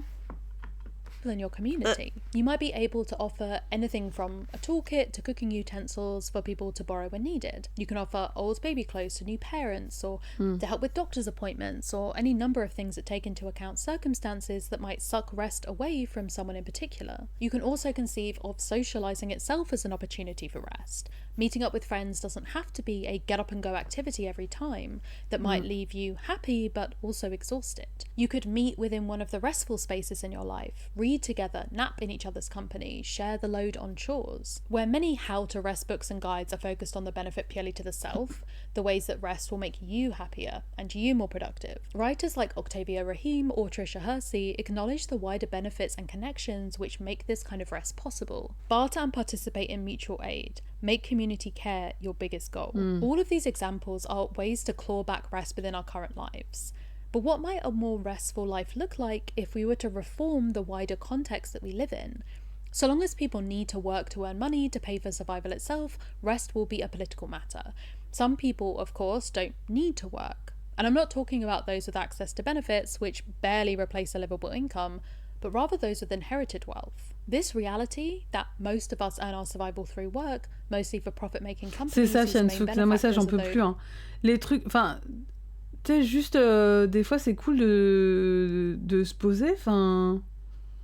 Faut arrêter de... Bah, tu vois, moi par exemple, quand on s'est posé avec ma pote pour regarder Bridgerton, c'était super, on était contente. Parce qu'en plus c'était trop bien parce qu'on débriefait entre chaque épisode et tout machin. Et juste on a passé du temps ensemble et c'était bien en fait, c'est déjà amplement suffisant en fait. De pas avoir à payer en plus non plus quoi. Bon là j'avais préparé un petit goûter spécial et tout machin. Mais bon je ferai pas ça à chaque fois. Mais le truc c'est que juste boire un thé, se poser, enfin voilà quoi, on est bien, enfin il y a pas besoin de plus. With the most wealth is so ingrained that to suggest imagining a world where employed work is not necessary for food and shelter seems impossible for many. But there are models that exist under the belief that simply being a human being should give you the right to these basic needs. Take universal basic income, for example. UBI is a set amount of cash, a new kind of minimum wage almost, given to every person, without care for their work status or income level. A wage just for being a person deserving of a comfortable life in a world that has more than enough wealth and resources to go around. Similarly, a guaranteed minimum income is a similar idea that tops up an income to a base level that's judged as enough to cover the necessities. The idea is not just about letting people live with necessities only. As work is still a part of this model, people are free to decide to take on positions to earn more money if they choose, but they don't rely on it for the basics, which supporters argue frees people from desperate jobs and dire circumstances. Instead, it creates an opportunity for anyone to pursue their passions and interests regardless of if it would pay a livable wage or not. Although no country has fully implemented UBI systems entirely, there are examples of the practice that we might be familiar with. Many countries give a form of universal child benefit payment, where, regardless of income or work status of the parents, they receive a payment to help with the needs of their children when they're born. Even a partial basic income, that is a payment that isn't a full wage but is still given regardless of work or income, can have a profound effect. I essentially got a version of this kind of payment at 21. I gained a place on a master's course and was awarded a scholarship that meant that the course was free, and I received a payment to help towards living costs. But I was lucky enough to go to a university that was near family, and I stayed with my family during that year. And so the living cost payment, it wouldn't have been enough to cover like even shared rent in London. But because I didn't need rent money, I ended up having a cushion of money when I was looking for work and like housing afterwards. And it was one of the most profound things and impactful in the most incredible way that has ever happened to my mental health, but also my physical and financial circumstances. But even within the same capitalist system that we live in, where work for pay for survival is enforced, there are options for restful reform. When it comes to office jobs, the 4-day work week, for example, has been trialled extensively and has been justified not just because of, you know, standards of human compassion, but also like the business benefits it seems to have as well. The UK's recent study of this, with results published back in 2023, required participating businesses to keep employees paid the same, but to guarantee a meaningful reduction in hours, either a 4-day work week or alternative based on the needs of their workers. So that also gave options for businesses that typically deal with shift work, like retail, that might not use the 5-day work week model to begin with. Of the 61 companies that participated, 56 are continuing with the 4-day work week, 92%, with 18 confirming the policy is a permanent change. Before and after data shows that 39% of employees were less stressed, and 71% have reduced levels of burnout at the end of the trial. Likewise, levels of anxiety, fatigue, and sleep issues decreased, while mental and physical health both improved. Many companies offer similar schemes, such as shorter days on Fridays in the summer, although many still require the hours to be made up elsewhere, regardless of how long it actually takes to do the work. But these ideas are honestly... Ah ouais, 1000 et 1200. Ah ouais, Kitty. Après, je sais pas combien c'est à Paris, mais je pense que ça doit être un peu vénère aussi à Paris, finalement, mais peut-être pas à ce point, quoi. Parce que là, effectivement, putain, 1200 juste en loyer. Ah ouais, Londres, c'est un level au-dessus. Hein. C'est ouf, hein. Pour des colocs de 3 ou 5, où tu partages les espaces communs. Ah oui, c'est ça, en fait, sans les charges ni les transports. Ah ouais, putain, c'est chaud. Hein. C'est si chaud. Parce que je me rappelle que moi, quand j'y étais allée, on était allé chez... la sœur de mon ex à l'époque qui vivait avec sa meuf et un pote, donc ils étaient 3, et elle habitait du côté de Greenwich, mais je sais plus du tout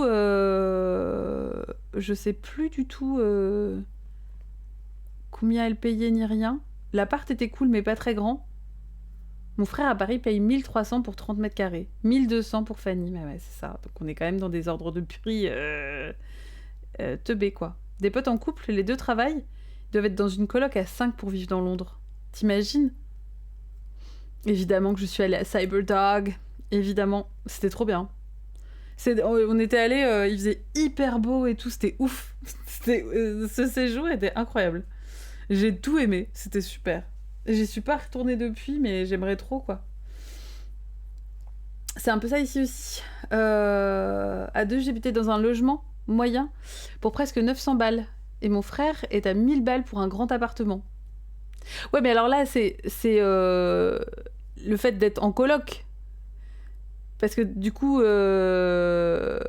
à 2, 900 balles, mais du coup, 1000 balles dans un grand appart à 2 ou 1000 balles seul. Parce que, perso, 1200 balles pour une coloc où t'es 5, ça me ferait vraiment... Bon, de toute façon, vous savez ce que je pense de la coloc.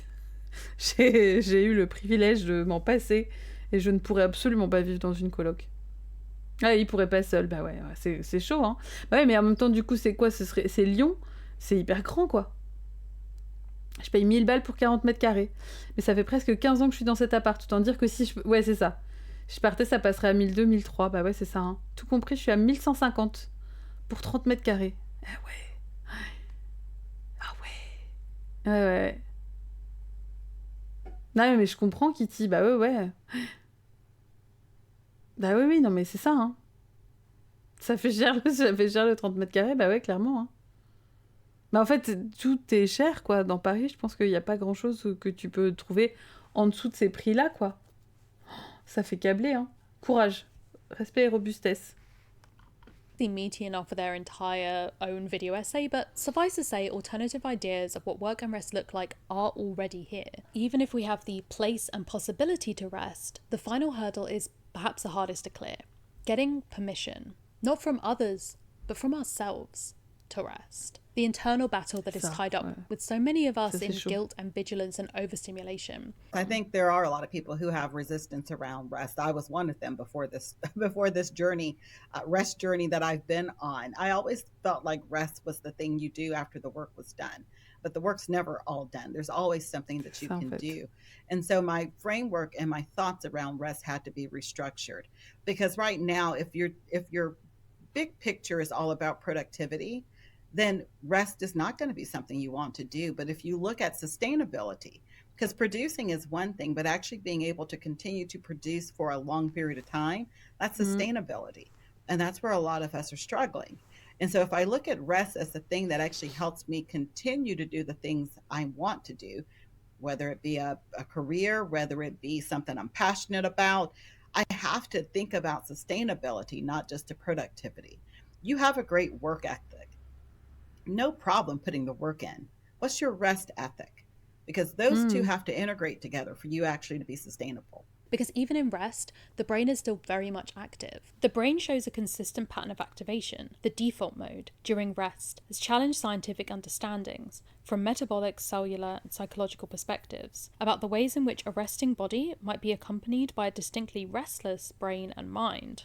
Although this is seemingly a natural state of affairs for the human brain, this sense of restlessness can be exacerbated by external factors. Modern technology doesn't just make it possible to be constantly switched on, but in the case of social media activisms, it actively encourages it. It isn't a new observation that the pressures of communication, getting back to people, answering swiftly, run alongside the usage of emails and messaging apps and DMs. Sorry for the late response, or oh, I can't reply right now, I'm in a meeting, give me an hour. The expectation of constantly being available. Our leisure time seems most often taken up with consumption rather than action nowadays, but a consumption that doesn't give us a sense of rest. Scrolling through videos or online posts and forum threads, taking in information, emotions, news, ideas, that we don't give ourselves the space and time to dwell on deeply. There can be a kind of compulsiveness to the tapping between apps of consumption, looking for a distraction from the restlessness and boredom. Consuming art and entertainment can absolutely be a method of rest. As The Art of Rest explains, watching TV is often reported in research as a restful activity, something that people do to relax. People reported that watching TV was more relaxing than eating meals or even idling. It made them feel drowsy and passive, but also moderately cheerful. What more could you want after a hard day's work? People said that they liked spending time watching telly because they didn't feel obligated to do it. And they said the reason they found it enjoyable was that there was virtually nothing at stake. All this sounds like a perfect definition of rest. However, I would question their dismissal of the way that modern TV watching differs from the traditional idea of a relaxing hour with the family all in one room engaging with a specific show. More often than not, watching TV now is one of multiple activities happening at the same time, whether it's scrolling on our phones or using the TV as background noise as we work. The author insists, splitting your attention between the TV and another activity is no 21st century phenomenon. Back in the 1981 study, people were found to be carrying out a second activity 67% of the time while they were watching TV. But the secondary activities during that time were more aligned with things like eating or during chores like ironing, things that engage different areas of our focus, allowing the mental focus to remain primarily on the film or TV show that you're watching, in a way that's a lot less possible than if you're attempting to read on your phone or even watch other videos at the same time. I think we're out of practice when it comes to real rest in many ways. We've internalized this call to productivity and reflect it back on ourselves, even in the privacy of our own minds. It's a kind of vicious circle. Even when we find the time to rest, time off work, a long weekend, a full holiday even, many of us struggle with doing nothing, because the often unconscious messaging remains. It's a kind of colonization of the mind that can only be shifted with a purposeful decapitalizing of our own self-perception. I saw this post online while scripting this video that I think kind of sums it up perfectly. Kill the shift manager in your brain. You're not wasting time. C'est ce que je disais, il faut que vous tuiez votre Macron intérieur. Je vois que ça. Visualisez Macron et dès que vous vous reposez pas, il est content. You are vibing. You are not being unproductive. You are literally chilling. Make a grilled cheese with cheddar cheese and slather a piece of the bread with some honey and maybe you'll relax. Price expands in their book the specific beliefs that the laziness lie can have us internalize. Do any of them resonate with you? Deep down, I am lazy and worthless. I must work incredibly hard all the time to overcome my inner laziness. My worth is earned through my productivity. Work is the center of life. Anyone who isn't accomplished and driven is immoral. While at the temporary landing zone installation in Berlin, I noticed that a lot of people hesitated to join in on the rest. I was one of only, I think, 2 people outside of the organisers who got onto the pillows and sat down and actually listened to the napping lecture. And I asked them afterwards why it was that they thought so many people had such a struggle with resting, even when invited to, actively within that space. One of the hypotheses would be internalized ableism. Resting in public spaces would mean to expose vulnerability, to show that we are not functional in the way capitalism expects us to be. In this situation, something like the fear of appearing as non-functional or disabled might play a role. I don't think it's a coincidence that almost every notable person writing and theorizing and advocating around this topic is from a historically marginalized group in some way. Particularly, a lot of them are Black women. These ideas about productivity and rest intersect with cultural beliefs to a compounding degree. Persons, communities, and bodies that are stereotypically considered lazy, whether due to prejudiced ideas around race, class, disability, or cultural background, for example, have this extra layer of internal shame that might appear on top of a more generalized one. The Temporary Landing Zone Project. Ah oui, c'est vrai que Soul, il parle un petit peu de ça. Moi, j'avoue qu'il m'avait pas beaucoup touché, mais... Enfin, j'avais trouvé chouette, mais je crois que ça m'avait pas... Faudrait que je le revoie, quoi, parce que je regarde pas de souvenirs. Alors que je pense que... Enfin, je me rappelle que j'avais pas passé un mauvais moment. Mais... hermétique un peu, au merdier. Explained that these ideas seep into even spaces that should be actively resisting them. Artistic and creative spaces, activist spaces. Je crois que j'avais eu la même chose avec le truc avec les émotions, là aussi. Avec les différents petits personnages et tout. Complètement passé à côté, je crois. Rest as a practice of resistance and attack against productivity. This involves more than just commodifying physical architecture of art spaces. It requires changing time organization, activity rhythms, and expectations around bodies and cognitive c'est la même chose. Oui, c'est ça, c'est le nom anglais et nous, ouais. Passé à côté complet. Even anti-productivity efforts become productive, and spaces fighting ableism can become ableist themselves. This productivity mindset diminishes our ability to invent new ways of creating and being together. Because remember the different types of rest from the start of the video? Very few of them are really about doing nothing. Most involve engaging intentionally in some way, a relaxing stimulation of your senses, an opportunity to think about a topic without expectation or deadlines, a mindful exercise to ground you in the moment, or even more active pursuits. Jogging in the park or dancing with friends, belting out karaoke can be a restful act for many people. This equating of rest with a lazy do-nothing waste of time is part of this productivity mindset issue, that if there isn't a quantifiable thing produced at the end, that the process is meaningless. Ça fait l'inverse de me parler. There's an issue with the equating of doing nothing at all indifférence cordiale an un peu. inherently bad thing, a waste of time, instead of part of the process of becoming rested, a process that is crucially important to all of us. Rest changes depending on your background, your socioeconomic status. C'est ce qu'on disait au début, puisque vraiment, encore une fois, nos gros cerveaux. That's where you live, the country you live in, all of those have some specific dynamics. When you're looking at the 7 types of rest, the restorative activities and restorative practices you choose are your choice, and their choices are based around your... Mais c'est bien de les identifier, en tout cas. Your Ça, je pense que c'est important. your provisions that are available at that time. A lot of the restorative practices require no money, nor do they require extensive periods of time, because most of us don't have extra hours in our 24 hours. So it's set up in such a way that you can choose and select based on what's available to you. And there are seasons of life when your rest needs are going to change. When you go through grief, if you're going through a divorce, if you get married, if you have kids, the kids leave home. There's certain seasons that are going to affect your rest needs also. So we have to stay in a level of fluidity with our rest needs, actually staying really attuned to what's going on, how we're using energy throughout the day, what's becoming depleted. Do we have a rest strategy in place for ourselves so that when we start feeling the depletion, we have some ideas of what types of restful activities are restorative for us? Did it pour something back in? Did it fill me back up in some way, or did it leave me depleted? Because that helps you to be able to determine activities that are work versus activities that are rest. It helps you start thinking about what type of work or rest am I using. Genre par exemple la lecture, moi c'est 100% du repos quoi. So how then might we try and give ourselves and others around us permission to rest? Okay, well first you could try and put aside perfectionism. Begin to believe that it's okay to just do what you can in the moment, even if that is nothing. You could set limits with people and obligations. As the Landing Zone team told me, one of the reasons why we don't successfully rest is also because others usually expect us to stay awake, available, and cognitively productive. This is why sabotaging cognitive norms is also important in the project, to help people to be put to sleep in some way, to learn how to get more slowly into reading, communicating, and other cognitive tasks. You could share this kind of permission to rest with others, spreading this idea to them, inviting them to rest too, potentially through digital boundaries. Ah oui, alors moi je suis vraiment dans le slow run des bouquins, clairement là-dessus. Aucune recherche de performance de mon côté. J'ai aucune ambition. Is it really an Sur rien. emergency? Is it really that urgent? It might look like conversations with your community about how to support each other in rest, including talking about these internalized feelings. Depending on the way that you've chosen to avoid rest before, it might also look like something very specific to you.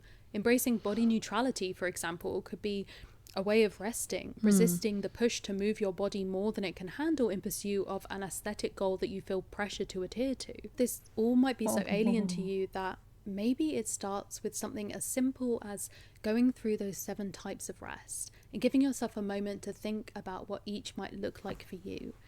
Imagine yourself doing them. Slow your mind. Take them one at a time until you have a little menu of rest that you can come back to. Close your eyes. Breathe. Thank you so much for watching. I hope you enjoyed this video. Merci Rohan, c'était super, comme d'hab. Une meuf en or finalement. Voilà. On adore, bravo elle. Non, c'est vrai que c'était cool.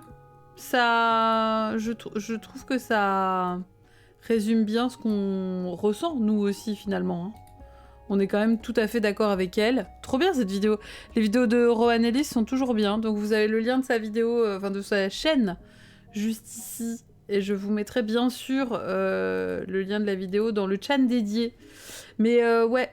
Et je trouve que en effet, le truc vraiment important aussi, c'est cette idée de identifier vraiment les choses qui nous reposent vraiment, quoi. C'est pas si facile que ça, et c'est pas un temps qu'on prend forcément. Donc, Momito... Attendez. Je vais vous montrer Momo pour que ça vous détende. Dans l'idée du repos, il faut aussi s'accorder des moments de mignon. Je peux faire ça. J'ai la 4cam est ici. Regardez ça. Regardez ce petit haricot gigantesque. Oh, Momito. Bonjour, mon poussin. Tu vas bien, mon chat? Tu vas bien, mon chat? Regardez ces petites oreilles, là. Regardez ces petites oreilles, là. Monte ta petite tête. Oh, oh, mon petit pouce. Bonjour, mon chat. Bonjour, mon chat. Oh, mon boubou. Il est trop mignon. Ça va, Momito? T'as bien dormi? Oh, lui, il a pas de problème au niveau du repos. Hein. Ouais. Lui, il a toutes les étapes. Hein. Lui, il est hyper balèze. Momo, il est très performatif du sommeil. Momito. Regardez-le.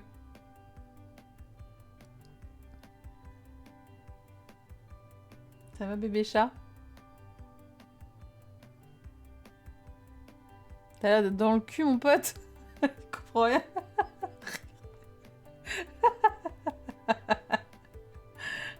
cette vieille gueule là.